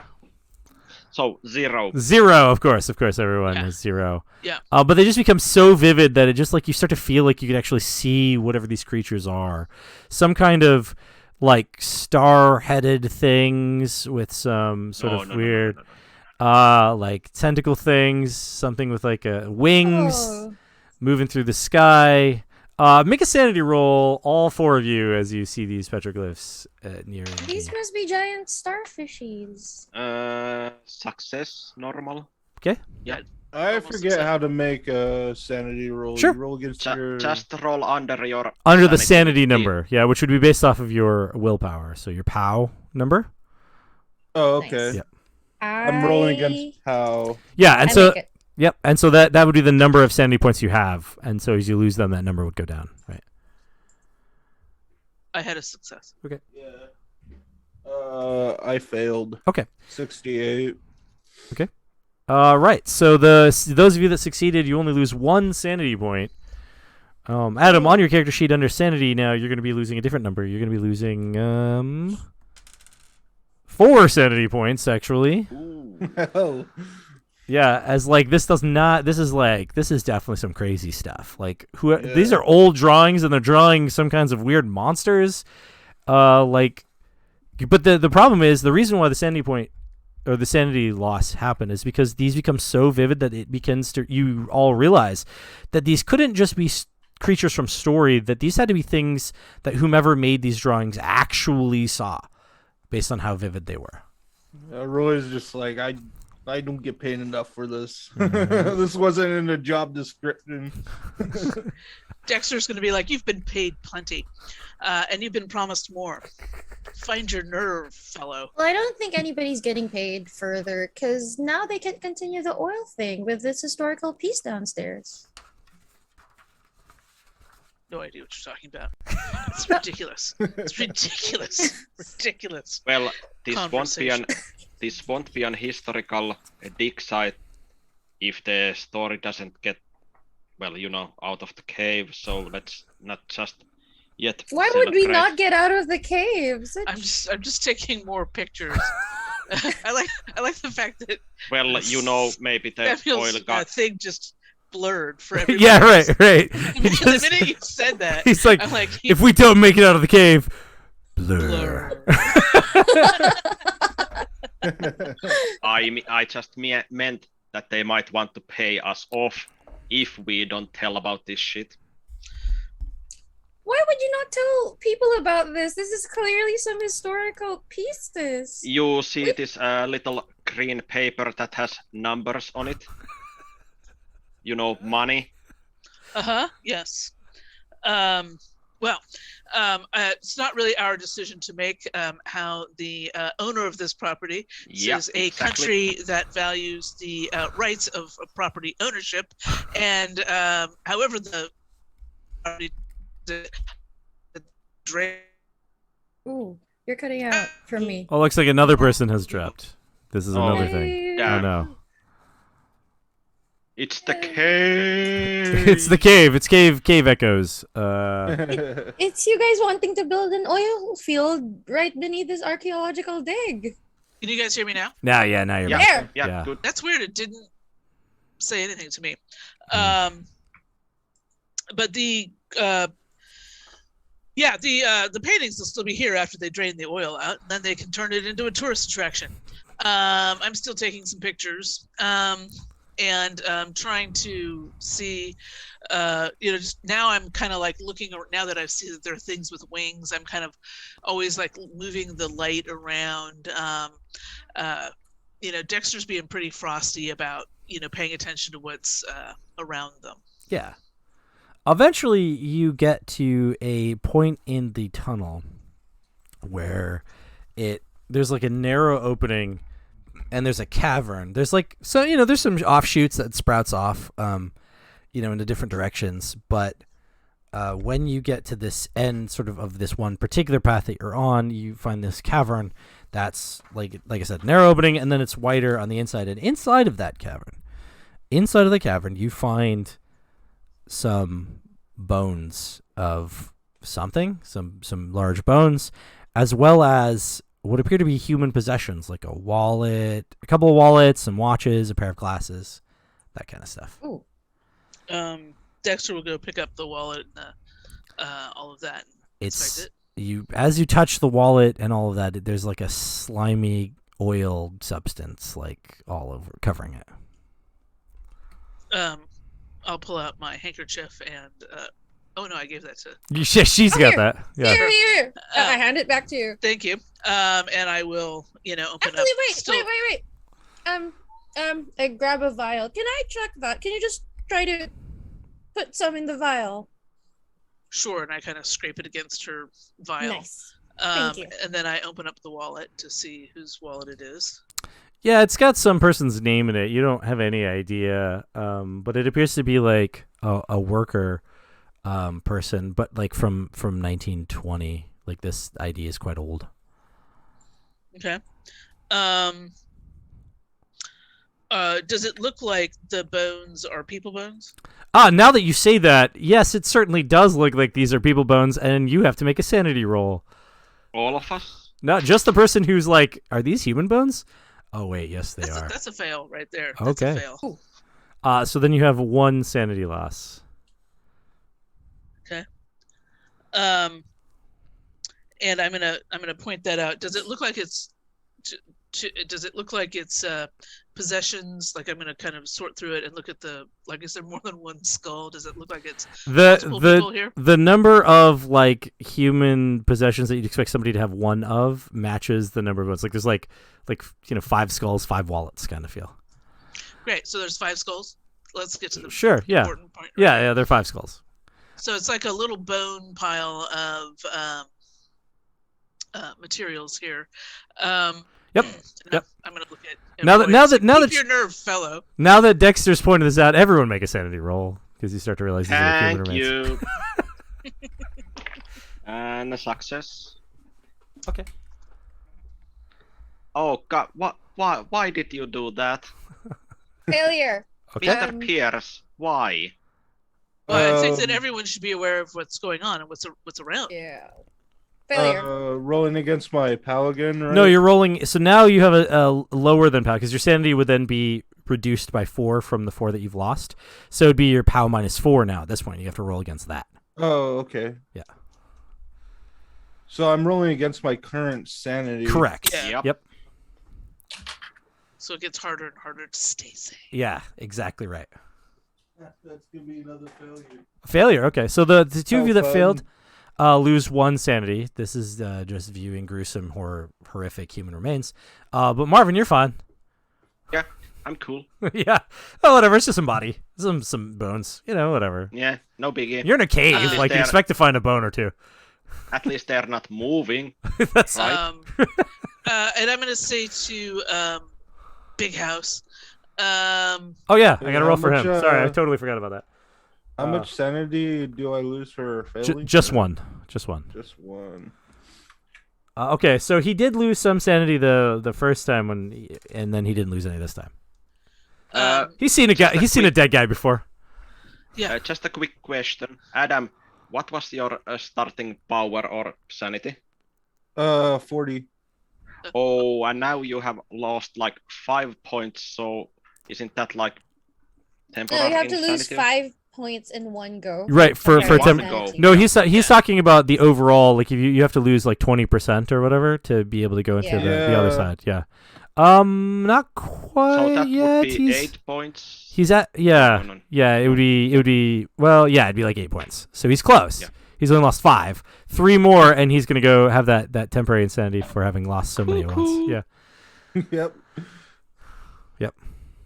That second layer of sanity loss. So like there's the quick sanity bout of madness thing, and then there's the like attrition sanity loss problem, right? That you have to run into. Yeah. Right. But anyhow, now that also Marvin is looking at the bones, do they seem like they are neatly piled, or is it just a Nah, it's just kind of pile of rubble? Yeah, it's more like a rubble. It's more like they've just kind of been moved, like they were dropped and moved around, like they've been scattered, kind of Yeah. feel. Okay. Dexter is gonna, move the flashlight around. Are there other exits out of this portion of the cave? No, just the one, and when you The now one we just came in. Yep. And as you sort of do that, you suddenly hear a warbled "Tickly!" Oh no. What? Yep, as a slug-like thing moves up out of this oil, this little bit of oil that was on the ground. So let me read that to you. As you're flashing your light around, there's you hear the sound of the thick bubbling of the oil pool that's near you that attracts your attention, and you watch as 3 lazy bubbles form and pop, and then a 4th one appears after and doesn't pop, and you realize that it's an eye looking at you right before you hear this warbled "Technically Lee," and something explodes up out of the thick black liquid, leaving a trail behind as a large gelatinous creature slinks out toward you. Well, I will be pulling out my gun. As you do, it reaches out with 3 arm-like appendages toward you that seem to sort of pull in from parts of its body, like its body's like pushing outward to make these arm-like appendages. I'm gonna have you guys make a sanity roll. Yay! Oh, that's a great success, or whatever you call that. That's a 3. Yep, succeed. Nice. Oh no. I Oh succeed. no. Was that an oh no? No, my dice rolled under my computer. Oh, okay. Thank Oh. God. That was an oh no then. That was still Yeah, a no, yeah. But that was so. Aside from Roy, because we don't know his result yet, but Dexter, Marvin, and Charlotte, you only lose 1 sanity point, surprisingly. Yeah, I failed. Okay. Oh no. So it is a 1d10 sanity loss here for you there, Oh, Adam. no. So No, I'll no, go ahead and no. roll that and tell you how much sanity you lose. Oh my god. 5. You know, the 5. You Oh. lose 5. It's crazy town. Yeah. So what we're gonna have you do is we're gonna have you make an intelligence roll. You highly intelligent person, you, Thank God. and you want to fail this. Oh no. Roll high, roll high. yeah, I pass. So, what Oh, did you man. roll? What did you roll? Yeah. 52. Oh yeah. Okay. Oh, you kind of failed, but Yeah, you succeeded in your intelligence roll, which is this is the time when you want to Yeah. fail. That's bad Yep. in this situation. Yes, it is. Yeah, I know. All right. So for So those you for those of you who have Oh, not no. gamed with me before, that's you, Samuel and Adam, and those at home. What I like to do is I can do many of the different things that you have for Call of Cthulhu to deal with these bouts of madness. But my one favorite way, which is nice and super fast, is to roll this bout of madness. I have these two: bout of madness and underlying effect dice that you can find on the internet. And so I'm going to roll this to determine what is the strange thing that happens to Roy now that he's having a bout of madness. Okay, Roy. You are a highly intelligent person, and you know that what you're seeing is not, like, it should not be. This is unnatural, and yet here it is. And so the problem is that because of that, you have become a babbling mess of just unintelligible things. Yeah, he's just complaining about. Oh, For and how of long? course for the maximum amount of time. Yeah. For 10 rounds. Uh, So Oh, yeah. 10 rounds. Yep. I rolled that and it came out to 10. So unfortunately, no you're going to good, be no babbling good. mass of uselessness for 10 rounds. Babbling madman for Yep. 10 rounds. Yep. So I mean, so basically, you're trying to get your points across, but whatever it is that you're trying to tell everyone, trying to explain about the situation, they're not going to understand it. It's just going to be a mess. Okay, so again, I'm going to pull out my gun and shoot at it. Okay. All right, so you can shoot at this thing, and you just go. how big is the thing and the arms? Pretty big. About Pretty big. It's larger than you, but like a bear size or yeah, it'd be like a bear sized. That's a pretty good analogy to what it is. Okay. So what happens when I fire my weapon? Well, so you can fire your weapon. Go ahead and make a firearms roll to see if you actually hit the thing or if you just miss and it ricochets off a wall or something. No, it is like an amazing success. Oh yeah, you also were the one with like ridiculously high firearms, if I remember correctly. Yeah. Yeah. Like the max that you could possibly be allowed firearms. So you shoot this thing and the bullet penetrates, but it doesn't seem to do much to it. Does it seem to react to the sound? It does seem to react to the sound. Let's see what your damage is. Sorry, hold on. Okay, so No, it's D10 plus 2. yeah, go ahead and roll your D10. That would be D10 plus 2 is 5. Okay. Yeah. If it was an amazing roll, isn't that like a penetrating, so it does the maximum plus blah blah blah something? Yes. What I was trying to find out what exactly it does, because there's a certain effect that happens with this particular thing. The bullet then pierces the gelatinousness of the creature, and like you see the bullet like kind of go in, and that's what you see. It does seem to react to the sound. It makes another sound like as a reaction. And now we're gonna go into doing some stuff. Now, you guys have two options essentially. You can try to stay and fight this thing, or try to run the hell away. Oh no, running. It's not blocking the door at all, so Running. yeah. Running. Right. I mean, I think Dexter would pull out the gun, shoot at it, and turn to everybody and yell, "Run!" Yeah. Run. Da da da da, and everyone starts trying to run away. Right. Wait, Reminds me of what Lord about of the Adam? Rings. Is he moving? I mean, Adam is still like Roy. aware Roy. of the, Roy is still aware of stuff, right, and can still react to things, but just can't seem to make any sense of what he's trying to say. Right. So I think as Dexter's turns to run, Dexter would sort of like kind of give him a good shove in that correct direction. Yeah. Oh god damn it! I grab Roy from the neck and just He's like size Push it. 70.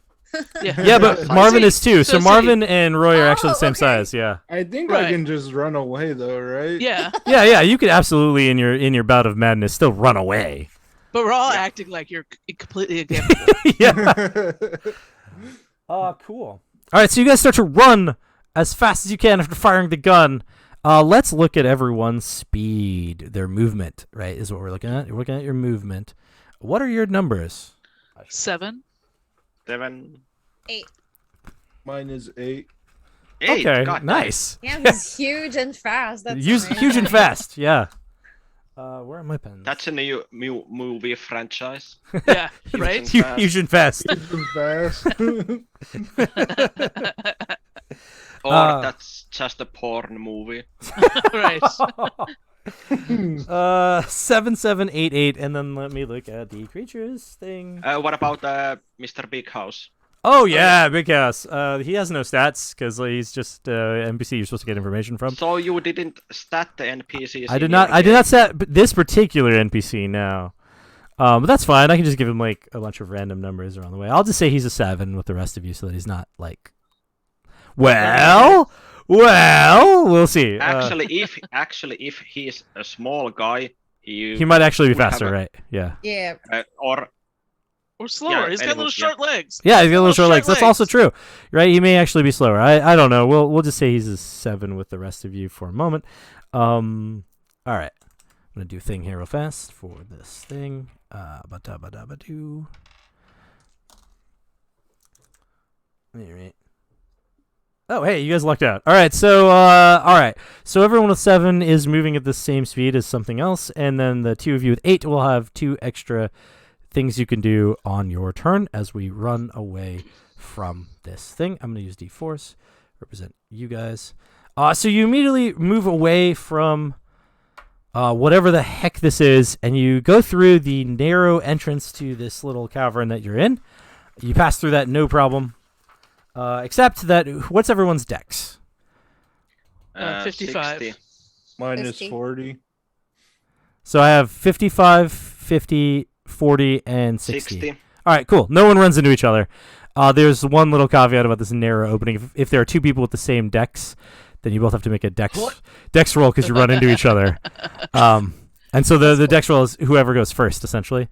And then if you tie, well, I guess you guys slowed each other down. So, but this time, yeah, so it would essentially be Marvin, then Dexter, then Charlotte, then Roy, sort of going through the doorways, and then Big House And somewhere in Big there. House. Probably in the end, Don't forget the little guy. Right. right in the back. Okay. So then leading forward, you guys run forward. I need more D4, so I'll just use D8s. Why not? There's all of you. So you get through the narrow opening as this thing sort of thrashes around in the chamber behind you. And then I come to ask you, what do you guys want to do now? Oh, you enter. Sorry, you go through the narrow opening. You enter a room, and you kind of went through easily before. But as you come into this room, the first person in the room, which is Marvin, you step on the ground and you realize it cracks, and there's some sulfuric gas that sort of sprays out, filling the room with a toxic air. So, Just are you one of the ones with 7 or 8? I forget. 7. All right. Me. Yeah, so you get one thing you can do. Just want to Yeah. run through the room? Yep. Okay. That's fine. I'll allow it. And then the next Or person. what were the other options? Is there like You could have done something. Should have stopped to try to help everyone else through or anything like that. Yeah. just run. And the other person with 7 was Me. Dexter. Okay. And Big House. And Big House, right? I'm gonna write that down. Big House, but he's in the end, so I'll put him over here. So it was Marvin, and then the order was Marvin, then Dexter, right? Yep. and then lands, if I remember correctly. So Charlotte, and I'm just trying to get everyone in the right order. Sorry, I should have wrote all this down before. And then Roy, and then Big S. All right, I got all the numbers correct in the order in which you're going, and then I'll also track this thing here. All right. The monster for him. All right, now I'm all together. Okay, so Roy, you go through the room. Dexter, you come into this room. This is like toxic gas filling the air. I think I would. So am I? Are the faster people running ahead of me? Well, no. So yeah, well, yes, Marvin is ahead of you. Big house. Team Big House, got it. However, as you enter the room, because you're actually slightly behind this gas bucket, you actually will have to make a con roll, or you will lose a movement. Oh, that was fine. That was another amazing success. All right, you're fine. Yeah, you can do that. But you have Marvin in front of you, and then you have three people behind you. So I think that am I the only one who's displayed a weapon so far? Yeah. I would run sort of into the cavern a bit, enough so that I know that people are going to be able to run into the cavern behind me, and I'm going to keep the gun leveled at like the entrance that they're coming through. Sure. Okay. How much is there? How much is there of the sulfur in the air? How thick is the air? Not much so far, but it's just started. Like you were the one that set it off going through the room. Because if Pierce is firing the gun there, that might be bad for like everyone. Shh, Samuel, I already knew this. Shh. Yeah, so I'm just kidding. I'm just kidding. Yeah. As long as you say that Marvin yells that out loud. Yeah. Yeah, I'll do that. I was like thinking, well, this is gonna go really badly when Susan actually fires this gun, but okay. I'd already thought of it too. Okay. Trust me. All right, well then, Charlotte is next coming through the room as Dexter turns to point the gun at the door. You actually get to do two things if you want to. You get 2 actions on your turn because you're faster. Not much I can do. I'd like to run through. Okay. You're also going to take and make a con roll as you pass through all of this sulfuric gas. Let me go do that.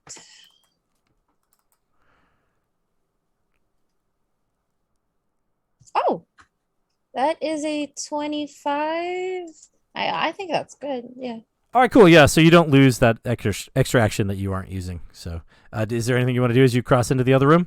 You can actually move another. You can move one more if you wanted to, because you have 2 actions.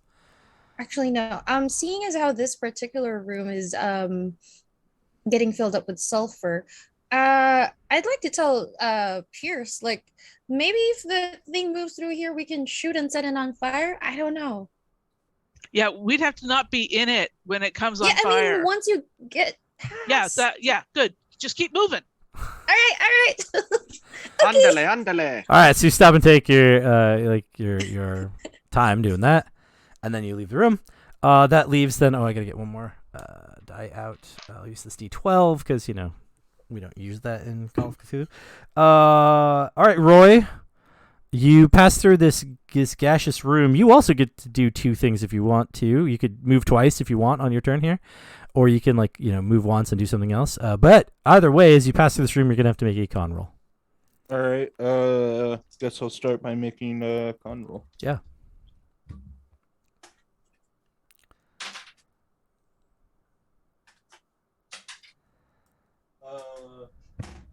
I passed with a 26 against my 70. Yeah, so you don't lose your movement action from like coughing and breathing in the sulfur. So is there anything you want to do with that second thing? I don't know. There's really not much I can do other than keep running. Yeah, so did you want to move through the second room quicker than the others? Because you could do that. Yeah. All right, so this second room that you come into, there's a fork in the cave. Something you didn't notice when you guys came through the first way because you just came out of one entrance. You didn't realize there was another one that forked. So you have to choose whether you're going to go right or left. Oh. Well, somebody was I'm a leaving a paper babbling trail. madman. Yeah. Yeah. Somebody did keep a trail. That's true. There's a piece of paper laying on the ground. Oh no, but he doesn't have his brains right now. So right or left there, Roy? The babbling madman will just go left and just scream as loudly as he can, trying to communicate to others that he's going that way. All right, what does he say as he runs through to the left? Yeah. He's just doing a Daffy Duck screaming. All right. Some unintelligible screaming McScreams. All right. Cool. And now Big House is going to move into the fork of the fork room. Make a con save. Yeah, he saves 22, so that's a save. Nice. Cool. That leaves Dexter Pierce alone in the room as the large thing starts to try to go through the entrance, the narrow entrance, to follow behind. Let's see if they manage to do that. Ooh, they might. Oh, let's see. That would be Dex. Yep, that's a success. So yes, it starts to push through. It comes through this narrow entrance, and it sort of seems to shrink and slime around the entrance as it pushes its way through. So, what appears to be a slick black slug thing. So when Charlotte ran through, Pierce would have been paying attention to which way she ran. She just ran through into the next room. She didn't go farther from there. Oh, she hasn't gotten to the fork part yet? She did not. She chose to stop and try to talk to you and then move okay. forward. Well, I wasn't sure how many rooms there were. So yeah. So Pierce is going to be paying attention to the don't fire something in the sulfuric acid room.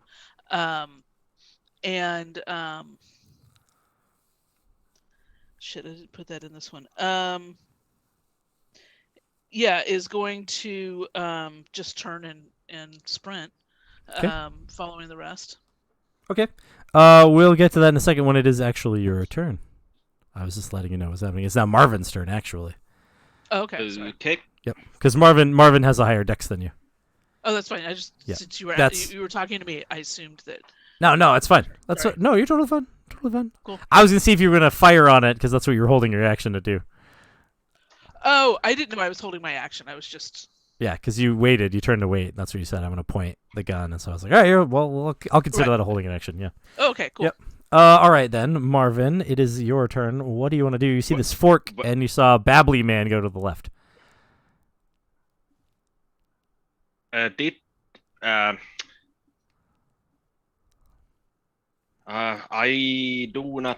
not know about the paper trail, right? She kind of told you guys that she was leaving a paper trail back when you were going through those. So I do look on the ground, and do I see it? So the paper was just outside of one of the things, but it seems to have moved slightly, so it's right in between. It could be right or left. Not sure. Well, sometimes the madmen are right, so yeah, left I go. Left you go.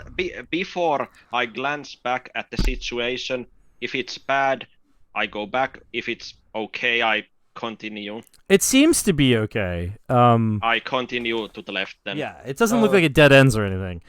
Always trust a madman. But it does look like it heads toward a stalagmite floor, which you vaguely remember a stalagmite floor when you were going through the other way. Yeah. Yep. Cool. So you, as you enter the stalagmite floor room, and I should have had Roy do this when he came to the room, but we'll have him do it before he takes actions before. As you enter the stalagmite room, which is the left path, you enter the stalagmite room. There's just a bunch of little newly formed stalagmites all over the place. Make a dex roll not to trip over these and tumble around into the room. That's a failure. Okay, so you trip on them, and you sort of fall, and you just sort of tumble. It doesn't do it just slows you down a little bit, but it doesn't actually slow you down. You're going to be able to take actions, but you will take 1 damage as you sort of tripped and God. Oh, yeah. scrape your knee on one of these things. Yeah. Yep. Cool. And now we'll go to Dexter on your runaway chase scene turn. Yeah. Yeah. So you ran into the next room. Uh-huh. Okay. I run as far as I can. Yep, I'm trying that's to keep an eye on the people in front of me and the thing right. behind me. You've basically put yourself at the back of the run, but you're still in like the second in the action order. Right. Right. Gotcha. Okay. Yep. Okay, then Charlotte, you are now in this room. You saw Babbly, Crazy Man, and Marvin just go off to the left, and you're looking at your paper, and now you're going like, "Oh man, I thought I placed that better, but it seems to have shifted a little bit. I don't know which tunnel. Do you go right or left?" I pull out a piece of paper, start making a trail, and go left. Okay, so you put another piece of paper down on the ground, showing On that the you went left on the part. left side. Yeah. Yep. And you go left. Okay, so that's an action, and then you go left. Yep. Alrighty, so that would be you.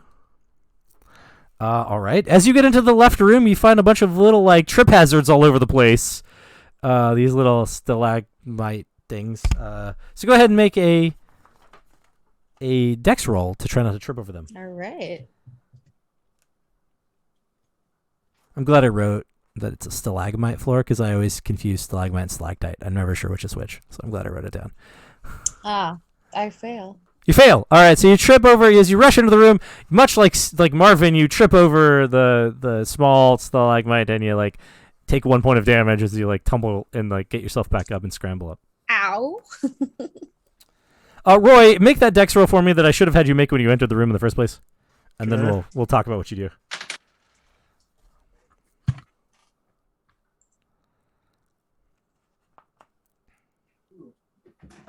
I got a 16. Okay. This is my 40. Yeah, all right. Yeah, you managed to like, move through, just sort of not trip over these things. So like, it doesn't matter. You were sort of thing. Now it's your turn. So now you get to take 2 actions, right? And movements can be actions, or you could take other actions and movements. However you want to break it down. So what do you want to do?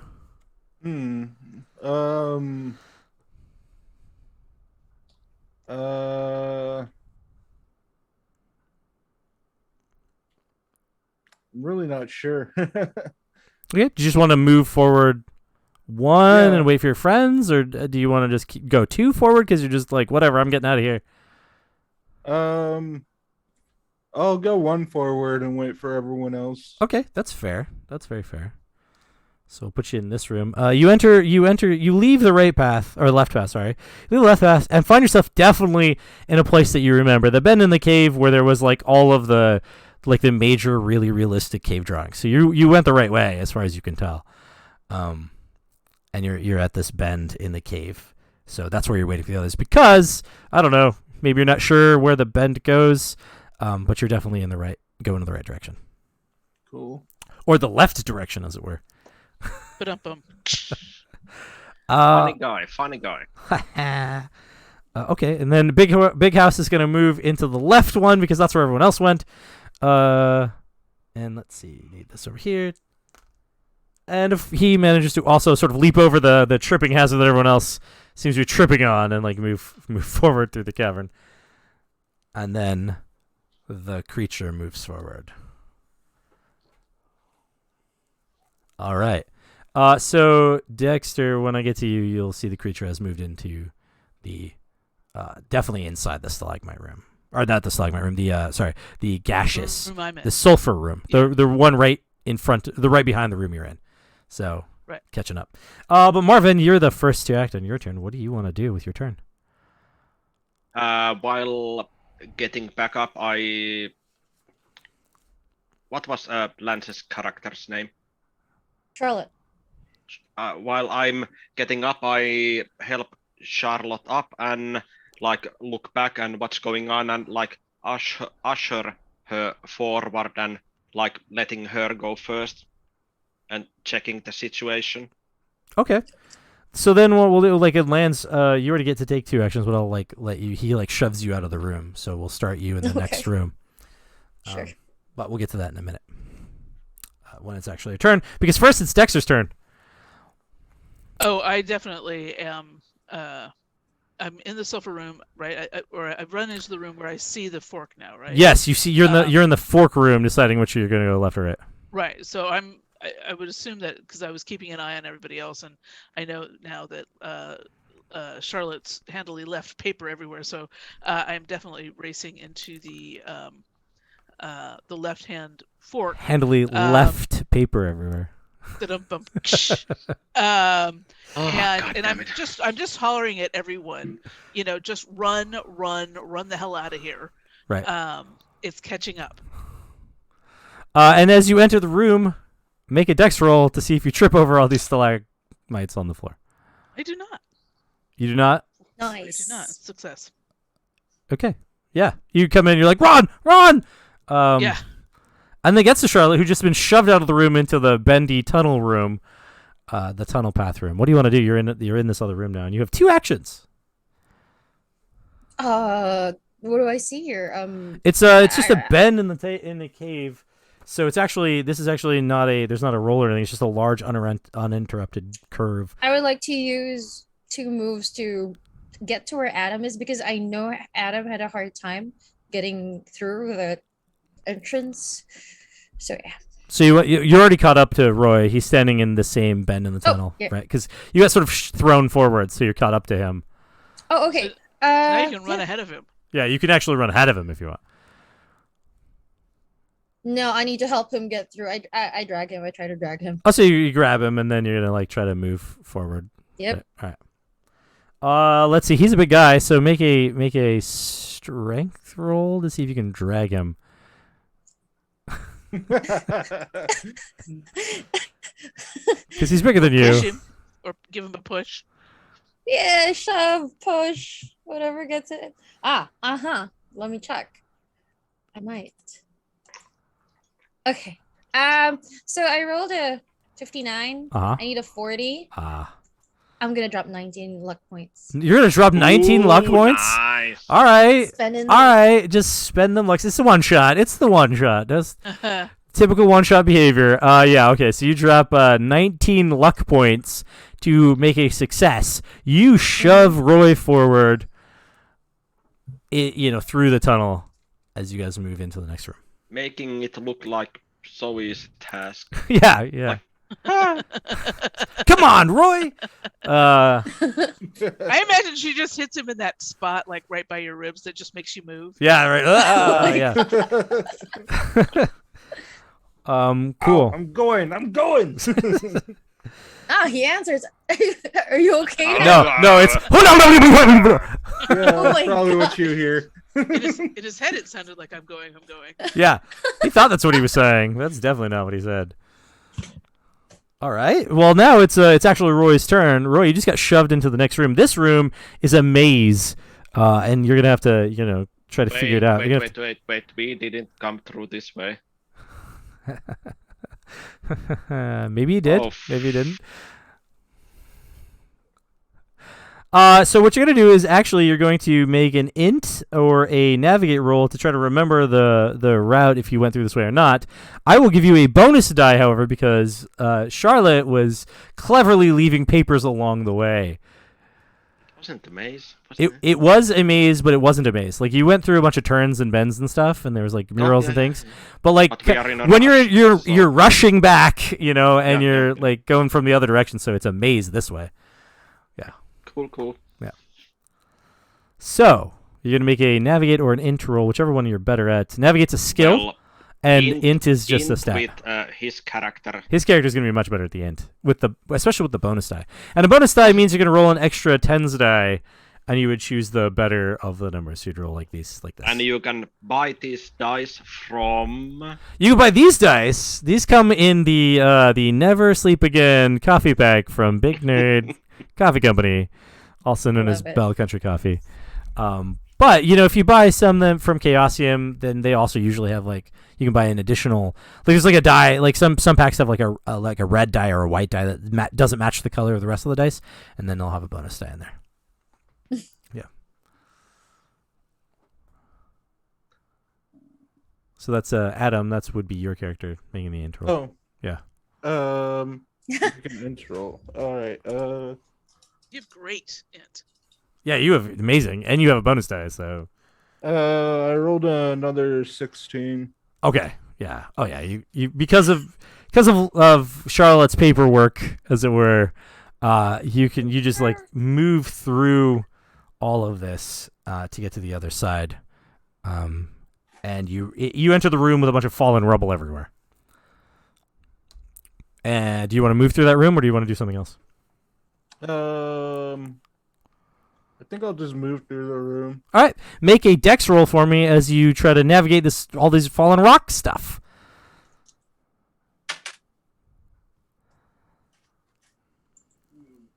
9. A 9, huh? Crazy, yeah. Yep. All right, you move through all of that into the next room. You're well ahead of everyone else. Hopefully you get out of this place in your babbling mess. But you have entered a room that's a large pool of oil that fills up most of this room. You remember this. You're definitely going in the right direction. You remember this when you came, and you guys were just kind of carefully like skirted the outside of the pool. But that might be a different story this time around. But we'll get to that in a second. Was this his like third or something turn? It was, yeah. And now it's about the babbling. No, this was actually still. This is only like the 4th turn. 4th. Yeah, he still has a 6 few more. turns of babbling. He's gonna be babbling basically all the way through this cave nonsense. Now it's Big House. Big House is going to leave the room and get into the bendy room, the curve in the path room. And the creature moves closer. All right, Marvin. You're still in the stalagmite room. What do you want to do?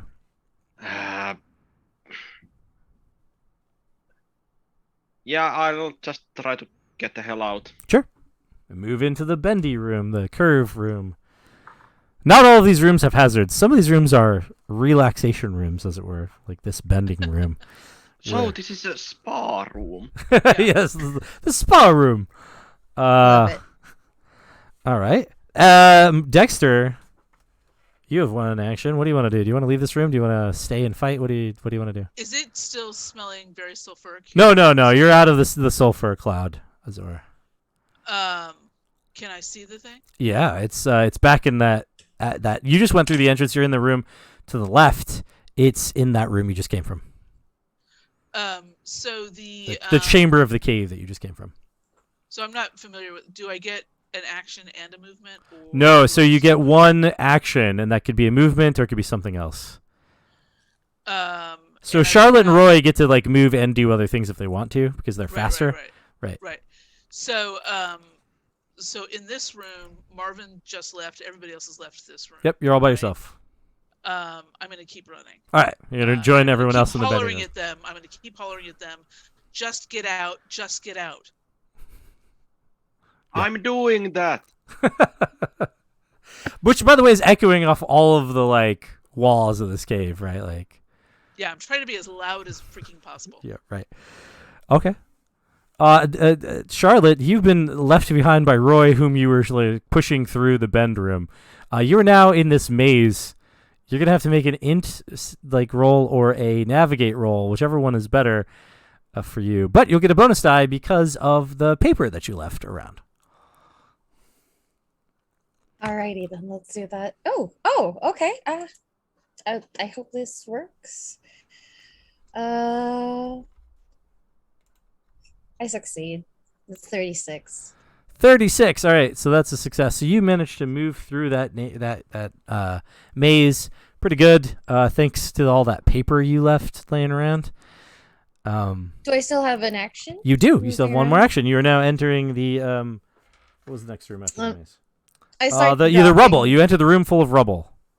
I start dropping random items, just a trail, tired of the paper. You're like, all right, I'm leaving. Yeah, there you go. This is why I've been carrying a lot of things. Yeah, you've been carrying a whole bunch of stuff the whole game. So you're just gonna start leaving stuff behind. All right.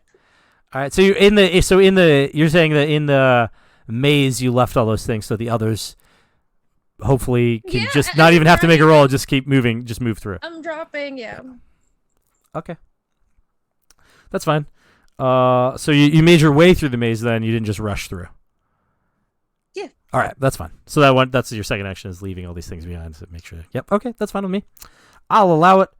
And then it goes to Roy. Roy, you are ahead of everyone, and you are on this you can either try to walk along the path that's around the pool, or you can just dive right in and swim to the other side. However you want to play it. It's a pool of oil. It's a pool of crude oil. Yeah. Roy's not afraid to get his hands dirty. He's just gonna wade through the pool. All right. Yeah. Just go right through it. Yeah. Okay. All This is right. going to end badly.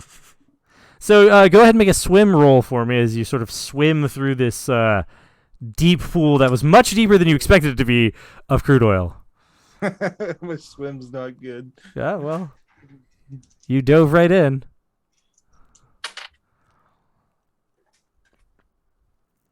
$98. Ooh.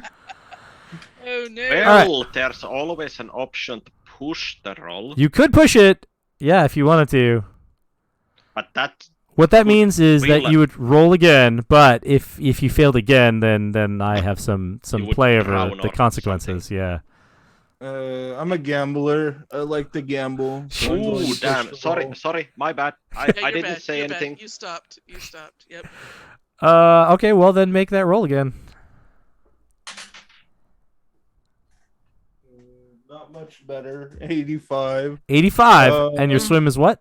I'm going to dump 60 luck out of my 65. So can't- technically, luck because you roll? pushed a roll, you can't spend luck. Oh, okay. Yeah. Okay. So, Roy, you go to swim through the pool of crude oil, and you start to fail, or you failed. So you start to take this like crude oil in the mouth, which sort of slow you down. But then you pushed it, so you actually sink below the surface of the crude oil and sort of breathe some of it in. Oh, Make boy. make a con save for me to see if you actually Alright. manage to get out of this, or if you just take like you don't.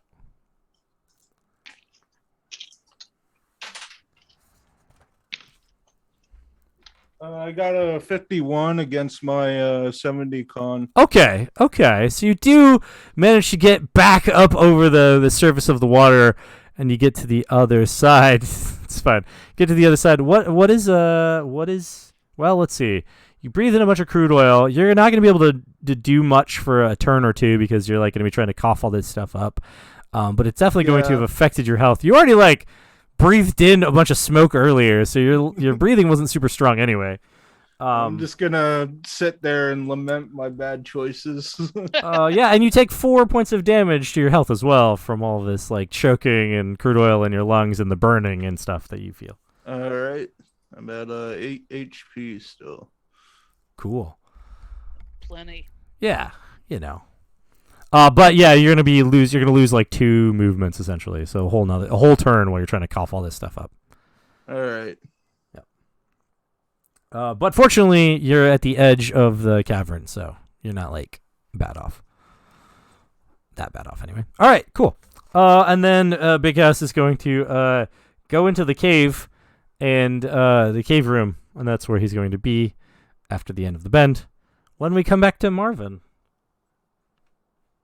And I was at what point? you were in the bend room as well. You had come to the bendy cave area, and then And who's behind me? And Dexter is behind you.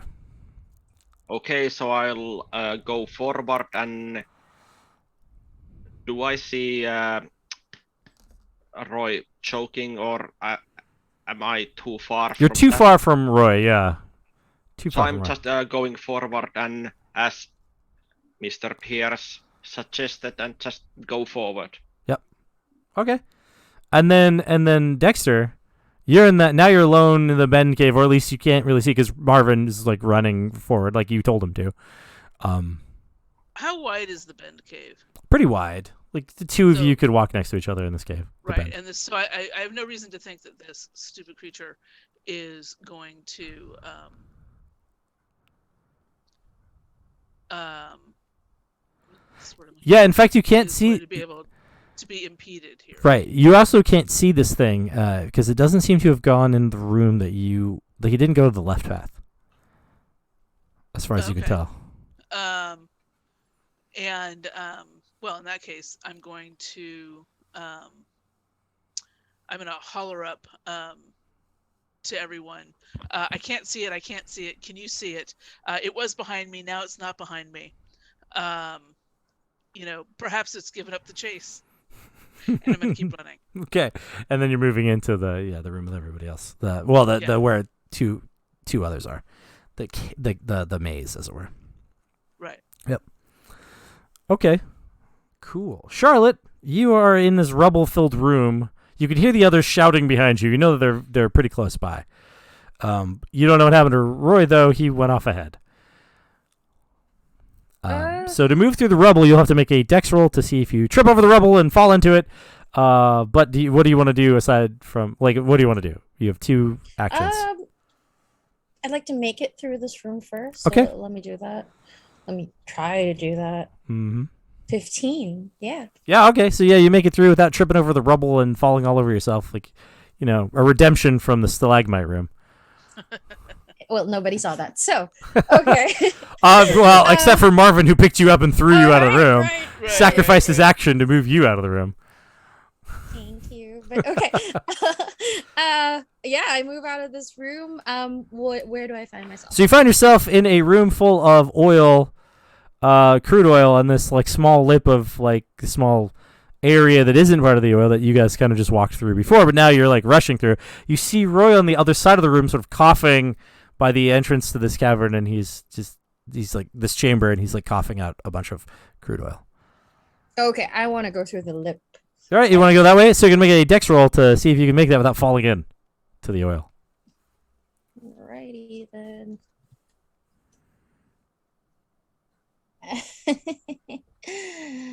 I believe I fail. All right, if you fail, then there's 2 options. You can either opt to have fallen in, or you could just be doing that slow sort of press against the wall, side-steppy thing to try to get through the room. Or just use luck. Or you could luck.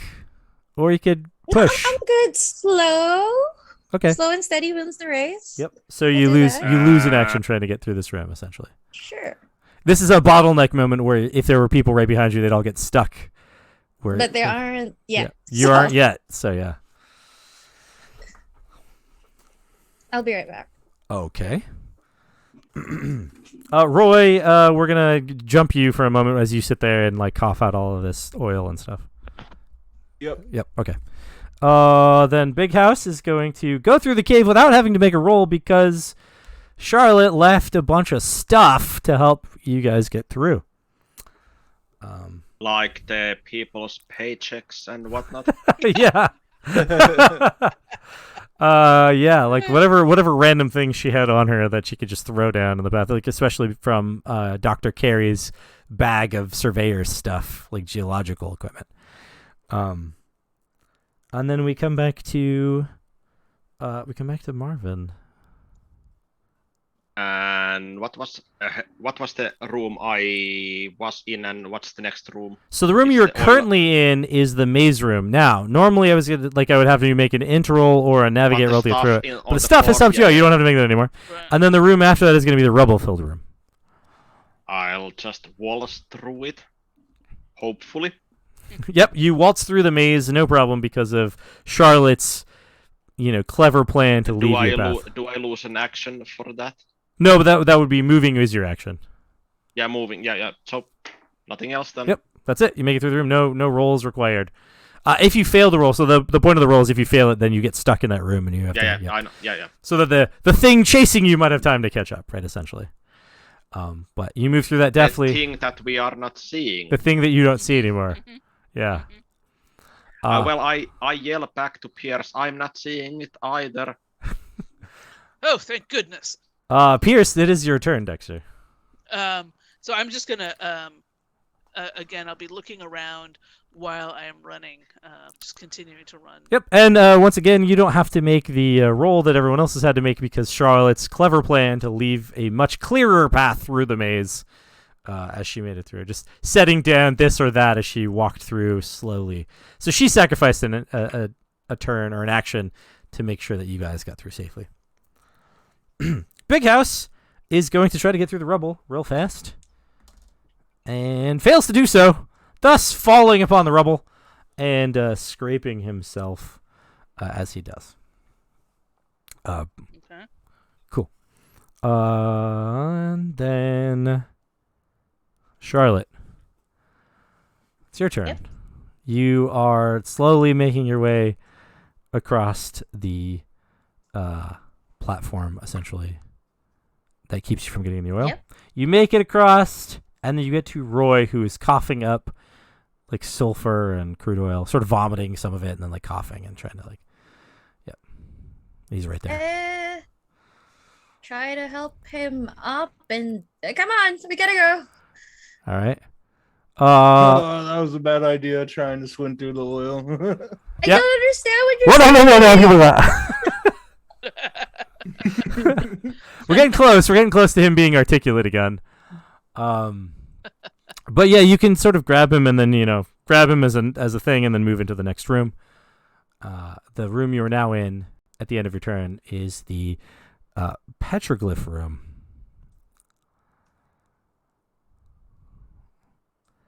Yep. Roy, you can now do stuff again. You're in the petroglyph room. You could see the tunnel to get out of here. It's right in front of you. Cool. Yeah. Yeah, so I'm getting the heck out of here. Okay.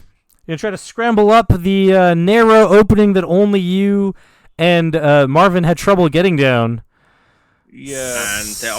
And you got stuck on it. Yeah, and you got stuck in it. Fortunately, this time you're covered in oil, which, might stop you from being stuck. But unfortunately, you're covered in oil. So this incline that you'll have to climb up is going to be a bit harder because you're going to be slipping over yourself. So you're going to make a climb roll, which is actually a skill. Cool. But you're going to have disadvantage. You're going to have a penalty die. Can't the guys upstairs help him? So it's plus. I think they left us.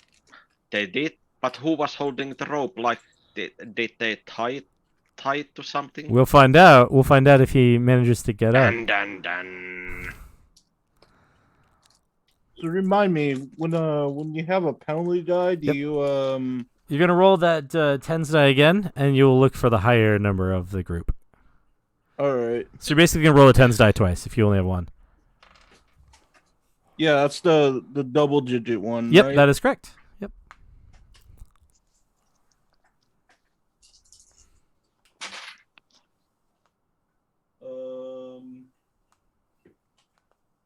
I got a 40. My climb skill is actually it was right here. Where is it?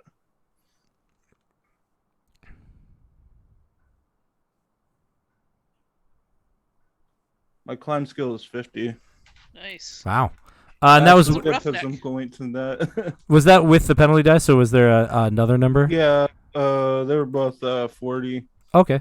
Well, Oh, lucky you. nice. Lucky you. So you, slick as you are, you managed to climb up, especially because the rope is still there, and it is taut when you grab it and go to climb up. So you managed to slide through this tunnel topside, and you are topside. Awesome. I'm just gonna celebrate with a cigar. Oh. Dude, As he's covered in oil, that doesn't seem like a Yeah. smart plan. you can't talk. Doesn't mean you just got Alright. dumb. Well, I mean, yeah, you're intelligent enough to know that that's probably not a smart idea. Not until you get cleaned up, at least. He's got the Yeah, high intelligence. I'm gonna reach for the cigar and go like, well, full oil now. Guess I gotta go get another one from the boss. Yeah. The boss. Adam or Roy, you also know what to. Yeah, you you're can gonna do need. with Yep, this. yep. Yeah. Like What that's else why. you can put. Right. That's why Big House was like cutting the end of his cigar when he Yeah, was but- walking. What else can you put through here? So Roy, don't go anywhere. Snip. You yell that from the bottom of the hole. he's way back. His room's back. So that actually Alright, I leads guess to I'll stick around. that Make actually sure what leads else to Marvin and what Marvin wants to do as you are in the rubble room. I'll waltz through the rubble. Okay, make a just dex like- roll. Yeah. And yep, succeeds. Cool. You are you get through it with no problem, and you are in the room with the big pool of oil. You can later when we get to it. When you get to your turn again, we'll have to do whatever Yep. you want to do. Dexter, what do you want to do as you are in the rubble room? Am I ahead of Marvin now? No, Marvin just went out of the room. He just went into the next room. Okay, yeah. Oh, yeah. So I will keep. I'm looking around to see if the thing is. Is there any indication Nope. around me of the thing? Nope, just you and Big House. Big House who's like trying to get himself up off the rubble that he fell into. Yeah, I don't hear it. I just tell the little fella to just get his shit together, and I just keep running out of the room. Okay. That is a fail. All right. On the deck. So you trip and fall over the rubble as you're like get your shit together, and then you trip and fall over the same rubble. Love it. And hurt yourself. You take 2 points of damage. Okay. But you get into the next room, which is the oil-filled room. Okay. Charlotte, you were in the petroglyph room, and Roy just basically ditched you. All this help you've been doing to help this guy, and he just keeps taking off on you. But the cavern up is it's got some oil in it, but it's the tunnel up. Sorry, is just like got some oil in it, but the rope is still there. It seems to be solid. He grabbed it and went up. There is still a rope. There is still a rope. It is still there. It's 30 feet up. It is fairly steep, but not super steep. Like it was easier coming down, obviously, but yeah. I try to scale it, I guess. All right, make a climb roll for me and see what you do. Is the rope oily from? I did say there was some, but I'm not going to give her a penalty die. Yeah, good. Yep. Let me go ahead and do that. Because at the same time, I would give her a bonus die for the rope, right? So, yep. One moment. I got a 22. My climb is 20. I spend my luck. Okay. Yeah. Spend more luck. It's a one-shot. Let's do it. 2 luck points. It's 2 luck points is reasonable. 16 luck points was a bit crazy. Yeah. But you managed to get up the thing. You're like, like go in. You feel lucky for a moment. Yep. And you get out of the other side. Do I see people aside from Roy? Yeah, you get to the surface and you see Roy and you see a bunch of like shocked scabs that are like, whoa, they're like scrambling now because people are coming up out of the hole. One of which, the very first one was covered in oil and babbling. I call them over because I know Marvin's going to need help. Is that a thing I can do? Yeah, that's fine. That's an action you can take. You start calling them over to sort of help you guys out. Big House moves out of the rubble room and is now with the other 2 of you, Dexter and Marvin, in the large oil room. As you are entering this room, you notice a movement in the oil, like a wave or like a ripple, but then you see like something bubble up over the top, and you realize it's the eye again, and the creature slowly starts to come up the bank of the like large pool of oil toward you. So on our side, not on the exit side? Yeah, it's like right in the center. Okay. Now I'm going to go to Marvin and say, Marvin, what do you do about this? Well, You're at the front of the group. Well, I'm not slowly moving. I'm like a bat out of hell moving away from here. So, hold on. Slowly moving around the edge. We just lost Adam, and so all your heads got moved around. So I'll take a screenshot. Okay, now I want to see this. If you want to see what we look like, I'm still mostly in the right place, but I got a half and half Dexter. I've got like the top of your head and then a half and half Lance. Yeah, it looks like he's having to reboot his computer. I see. Well, we haven't lost that much sanity yet, so this is We are nearing the like timeline endpoint, so we'll get through this, I think. Right. Anyway, I try to move like around the edge, so I'm not going to swim there. Sure. So you're gonna try to get through as fast as possible? Yep. All right, make a dex roll for me and see if you manage to not slip off the lip while I move people's heads around. That sounds ominous. Or something. Who is this one? Which one is this one? Okay. I gotta do. Does it matter if I roll like? Oh, I just realized that as soon as I hard or. Yeah, it might actually. I used 2 luck points to make it a hard success. There we go. I was just realized that if I moved everyone's heads around and then he came back, it would just mess everything up worse. back But to me, now we're right? back. Yep, Hey, you're hey, back. Hello, welcome Sorry back. about that. It's all good. It's okay. All right, so you wanted to. You got what was it? I used 2 luck points to make it a hard success Okay. on the dexterity roll. Yeah, so you rush through real fast, like to get to the other side. You managed to get out of this room, no problem, without slowing everybody else down. And you were in the petroglyph room Goody goody. at the bottom of the tunnel, just as the time that Charlotte is reached the top and starting to call for help.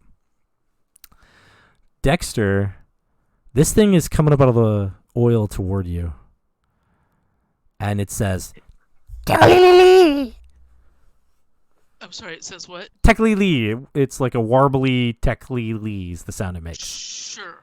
It is pissed at you. Yeah, I understand. So Big House is behind me. Correct. Marvin is off the. Yep, he just went through as fast as possible. Is there still room between me and the creature, like where I would think, oh, I could get by it if Yeah. I run by on the edge? Yep. So I am going to do that. But that'll just get me to the point where I would climb on my next turn, right? Yes, you would get it because you would get into the petroglyph room. Yeah. Right. Okay. So I'm going to attempt to do that. Okay. You're gonna make a dex roll to see if you can get through without slipping and falling into the water and/or slowing down Big House. Yeah, that's. I'm sorry. What's the pushing situation? You can roll again. Only if you fail again, I make things worse. Or you can try to spend luck as the other No, option. There's not enough luck in the world. Oh, okay. To save that one. Okay, I'm All gonna right. push Oh damn. because it's just gonna be that much worse. So you fail again. Yeah, Welcome to I the felt club. worse than I did the first Ah, time. well, so because of the situation you're in, I was gonna get you get the option of did you slow everyone down or did you fall in? You don't get an option in this case. You fall in. You slip and Yeah. fall into the large pool of oil, sliding, toward the creature as it's coming toward you. So the distance between you and it is now closed, and we'll get to what happens on its turn, which happens after some other people do some stuff. Nice. Where did I put my notes?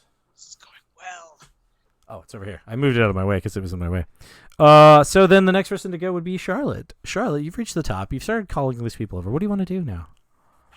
Well, Marvin's here. I'm like, where's Dexter? Where's Marvin is not Dexter quite Pierce? here yet. Marvin is at the Oh, bottom he's of the not yet. tunnel. Oh well, bottom of the tunnel. Bottom of the climb. Yeah, Like, bottom of almost- the tunnel up to the almost top. at the rope. Yeah, exactly right. How many things can I do on this turn? Well, you can do two things. You always do two things based on your actions. So you have two actions. Is there a bucket anywhere nearby? Yeah, sure. Probably the same one I- that Roy used to put out the fire that has now been refilled. Nice. I pull the rope up, grab the bucket, and tie the rope on the bucket. Okay. You pulled the rope in front of me, and I'm like, what the fuck? She has a plan. She has a plan. Have a little. And then I toss it back And then you in, toss- and then- incoming. All of a sudden, then the you- rope and comes then- back down with the bucket on the end of it. And then you throw a bucket Incoming! at my head. Dodge!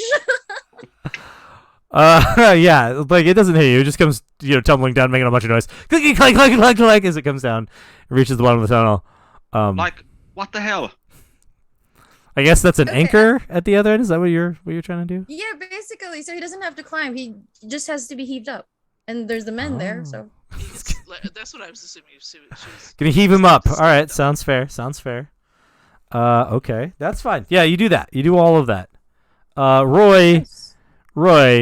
Let me see. So 1, 2, 3, 4, 5, 6, 7, 8. Oh, almost intelligible.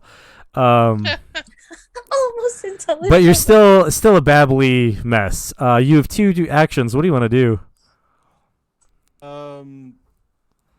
I guess what I'll do is Marvin By the way, still down there? does Yep. Roy notice himself that he is babbling. Now it's starting to become clear when nobody seems to be responding very well to what you're doing or saying. Marvin's still at the bottom of the climb. Yep. Can I try to widen the hole with a pickaxe or something? Oh yeah, absolutely. Yeah, That I was- could the make a hole cave bigger. in. Oh, hush. He's just trying to help you, dude. Give the GM more better ideas.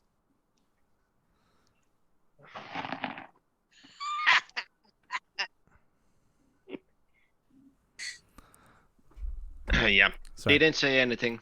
Sorry, I was responding to something. I got an important text that came through. So you wanted to widen the hole? Is that what I heard? Yeah. No, he didn't. Okay. Yeah, no, you can easily widen the hole with a couple of like deftly made pickaxe chops, for sure. Just start wagging away at the rocks there and chipping them away, making the hole bigger, much bigger for something to come through. Anyway, Big House.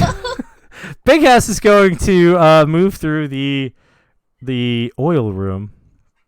Let's see if he can make the deck save or if he falls in as well. Okay, yeah, no, that's bad.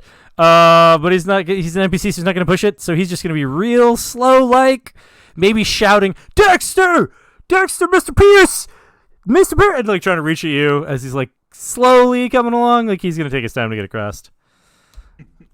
But Dexter, as you are rolling around in the liquid, trying to keep yourself like floating in the crude oil pool, you get hands that reach up and grab you. They're strange, they're human-like, but they are not made of bone. They're just hands that grab you. Ugh. And pull you closer. So cool. Yeah. Let's see. Let me actually make a like an attempt to grab just to make sure that I don't, cheat. Story-wise makes sense, but oh wow. Yeah. Okay. So 007 for this thing nice. to pull you in. So that's probably pretty good. I guess you could probably try to dodge if you wanted to. Sure. You can't evade because you're sort of stuck in this particular situation. Right, but I can try and dodge. Yeah. I do not. Yeah. Dodge. Okay. at all. Yeah. So it grabs you and starts pulling you toward it. Okay. Oh man! and- Now I have to do this. It's gonna pull you toward it, and that'll be its turn. It gets some more actions. What I'm gonna say that had to swim towards you to get there first. So we'll be at that point when we come around again. Marvin. Marvin, see that? How? I'm at the end of the rope. Yeah. How far is Mr. Pierce? So they're in the From next me. cavern. So remember where you were standing and looking out over everything? That's where the entrance to this particular Do I actually chamber know is. what's going on with? You don't. Pierce? You don't know. You just hear Big House shouting, "Mr. Pierce, Mr. Dexter, Mr. Pierce." And that's all you heard. Fuck me, and I'll let go of the rope and go back. All right, you come back into the room, into where this stuff is going on, and you get a chance to see before we move to what Dexter's going to do. Dexter in the oil, the creature sort of half out, half in the water, like sort of the top half is exposed over the surface, right? And it's seemingly with two arms pulling Dexter toward it. Yep. And we'll get to Dexter in a second, but Big House is sort of standing close to you because he has managed to get almost to the other side. Dexter, as you're being pulled in, you start to see this slime thing, this sort of slug thing's maw start to open up as you're being pulled toward it. What do you want to do? Well, I would like to attempt to. I'm assuming that I at least had some skill and wherewithal to at least try and, throughout this whole thing, try and keep my gun over my head. Yeah, for sure. And I am just gonna as close to its if I can try and aim it kind of at its head where I think it might have an ear-like situation. Mm-hmm. I am going to shoot into it, but I'm going to try and shoot as close to what I think it might be, what might be its ear, Cool. as possible. Yeah, go ahead and first off, you're gonna make your shooting roll, and then you're gonna make a luck roll for me. Okay, yes, that sounds good. Oh, the shooting roll is a whatever that maximum success is. Nice. Okay. Extreme. Yes, Yep. that. She also plays some Maximum Apocalypse, and I have similar sounding. I used the wrong Yeah, term, yeah. Extreme versus amazing. Yeah, I knew what you were talking about. Yeah. I knew what you were talking about. I made a game called Maximum Apocalypse, and it uses similar terminology for like degrees of success. So. What was the amazing roll from then? The amazing was an extreme success. She just used the wrong terminology for the wrong game. The hard, Yeah. whatever you call that. Yeah. The third level of success, as it were. Right. Yeah. The best. All right, so you managed to shoot this thing right on, and where you think its ear type situation would be, it reacts by screaming technically, but the bullet sort of penetrates the gooiness, and it does take some damage. It seems as your bullet goes in. But now you make your luck roll. Okay. Do I have to roll for damage first? Oh yeah. Roll for damage. So Yes. the D10 was a 4 plus 2 is 6. Okay, cool. It's good to know. Go ahead and then roll the luck. I rolled under my luck. Good. You don't accidentally start you and the Shoggoth on fire. Yeah. As you realize this gelatinous thing It's is covered in. Oh, yep. Yep. As she has this sudden realization that that's what this monster is, and we'll give everyone some time to do some things before she gets pulled into the maw of this creature. So, Charlotte, at the top of the tunnel, Marvin seems to have left. Saying something like, "Oh God damn it! Now I have to do this," Yep. And just goes off.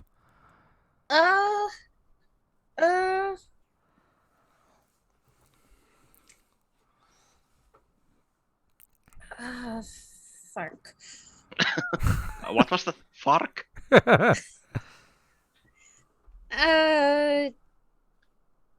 I look at Roy. Is he still babbling?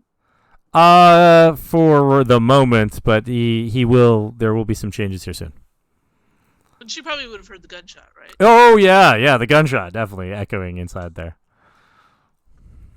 Gunshot. What do? You don't run towards it. I was about to say. Do you run towards it? Yeah, I was about to say. Wait.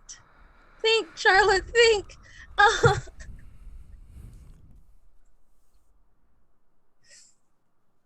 Yeah, I get the men to widen the hole, and does anybody have extra rope?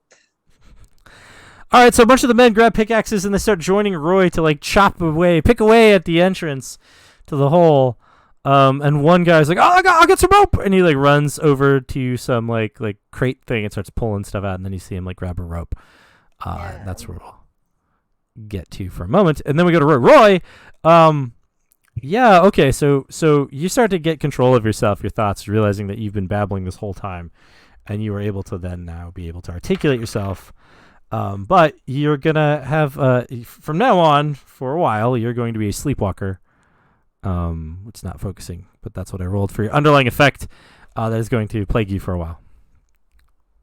What's that mean? That means nothing right now. It doesn't mean anything right now, but it's a role-playing aspect of like the underlying effects of the sanity problem that you just encountered. Okay. Yep. So like in the future, like in an epilogue, if you were alive, for example, we'd be like, and then Roy sleepwalks for the next several weeks. Like that kind of thing. In a campaign, it would be totally different. Yep. In a campaign, it would be a thing that we would deal with as your underlying effects. Yep. But you can now communicate, and you get to take 2 actions. Cool. I guess I'll shout in the hole. You guys need help down there? Cool. And you're gonna continue to expand the hole. Yeah. Yep. Do I get a response from that? You do not. I do not. Because they're in another room, and there's guns going off, and it's echoing. They're not hearing any of what you're saying. Roy's just gonna go, "God damn, I just got out of there." And he climbs back down. Slides back in. It's now been widened by you and several other people with pickaxes. Roy is back in the petroglyph room. All right. So, Big House is gonna be like, what do we do, man? And he looks at you, Marvin.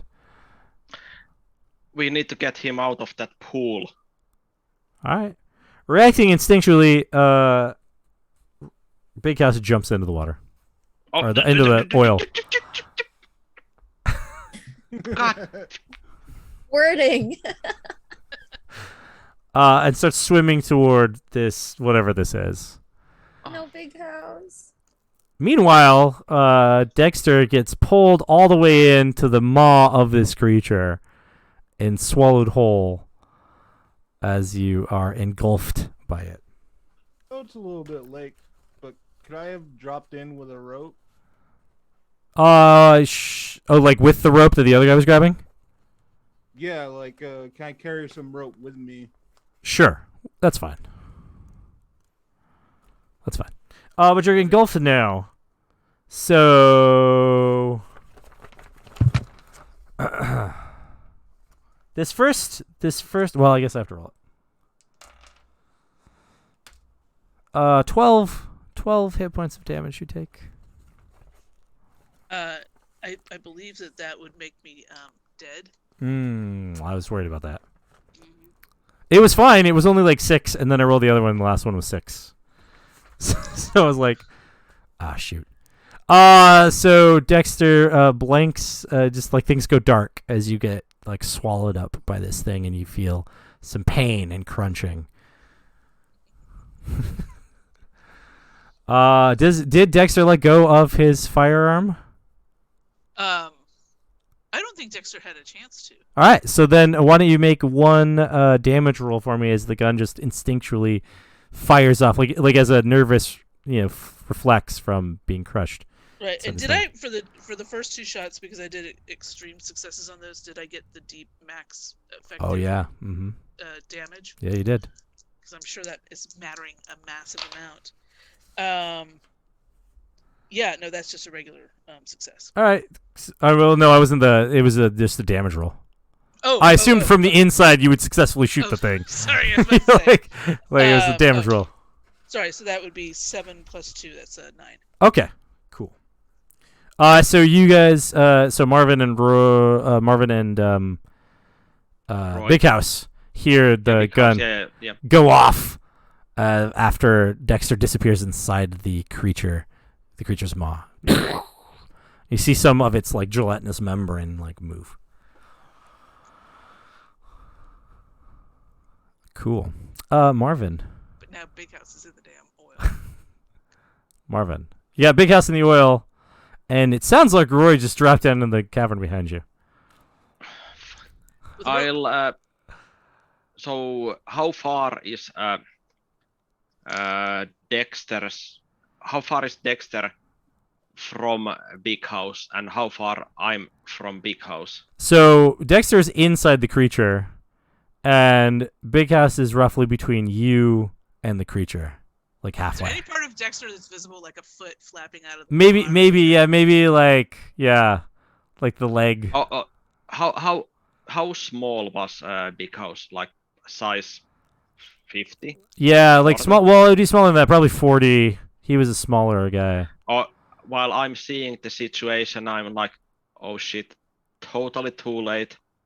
I grab Big House from the leg and I'll just drag him out and try to get away. Right. Too late. Yeah, he's easy enough. You're a bigger guy. He's smaller. Just you can grab him and yank him back out. Totally too late. Yeah. Sorry, Mr. Pierce. And I get the fuck out. Okay. With Big House. With Big House, yeah. Grab him and pull him out. Yep, you pull him out and you run into the room with the petroglyphs, where Roy is. Your hands are covered in the crude oil, but you got Big House with you. And you come into the room with Roy, skipping Dexter, Charlotte. So Roy just went down in the hole. It's just you and the workers now on the top side.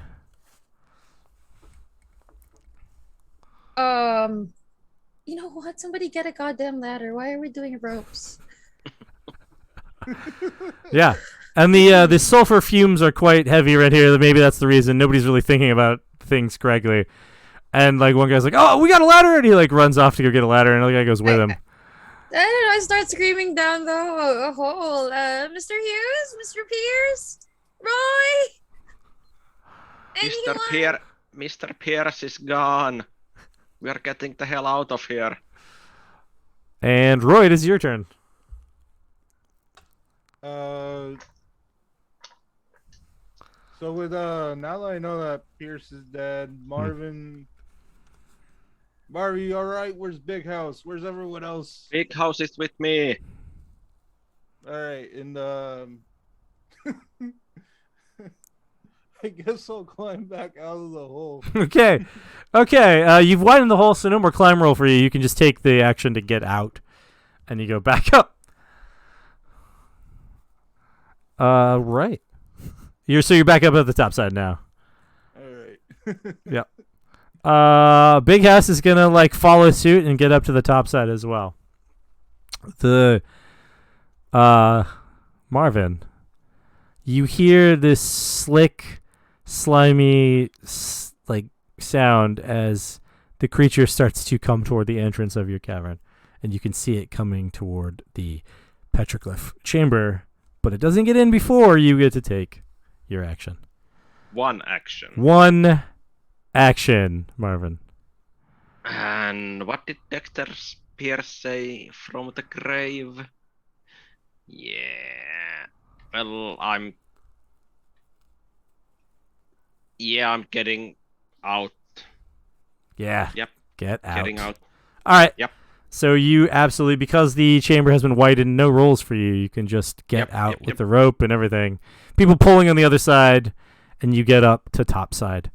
And thus we end the chase as you have managed to get away from the thing. But you know that the thing, whatever it is that was in the cavern that I accidentally told you, is right behind you. Blow it up. Fire now. Yeah, so a bunch of the guys scramble around. We got dynamite! And like they start scrambling around just like before. It's all just chaos up here. But they eventually come. You guys start to hear the thing, slickety slime sort of sounds, as whatever it was gets to the bottom of the tunnel just in time for people to show up with dynamite.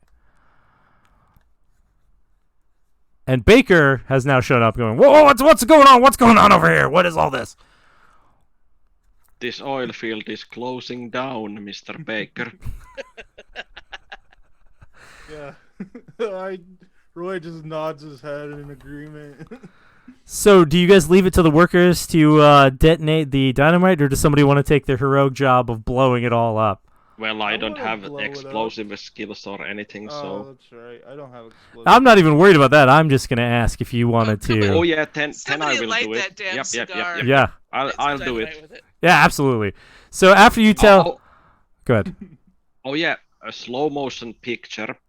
I'm standing at the top of the ridge down the cave. Wind is blowing. I'm lighting a cigarette. Someone throws me a dynamite stick or two. I light it up. Say a few words for Pearson. Bullet time.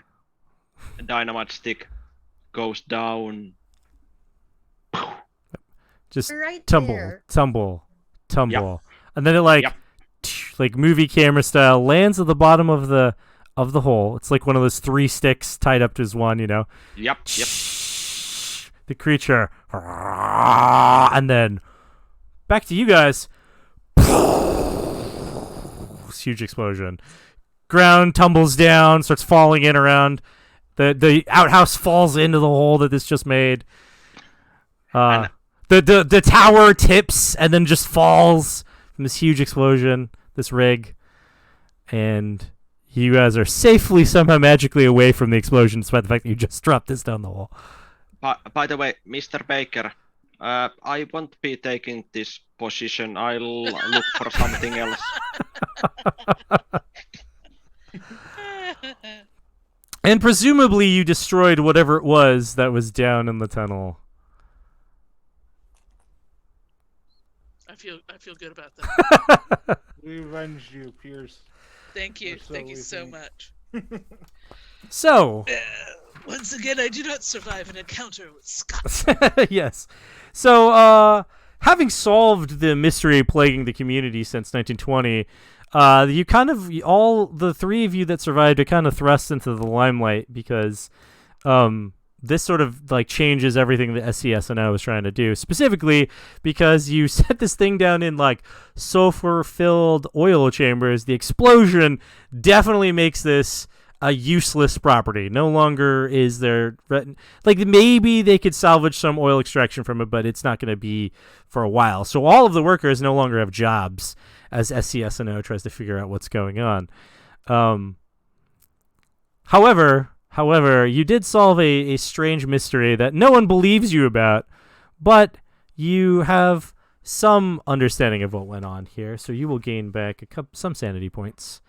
Okay, you gain back 2 sanity points from all of this that you have lost.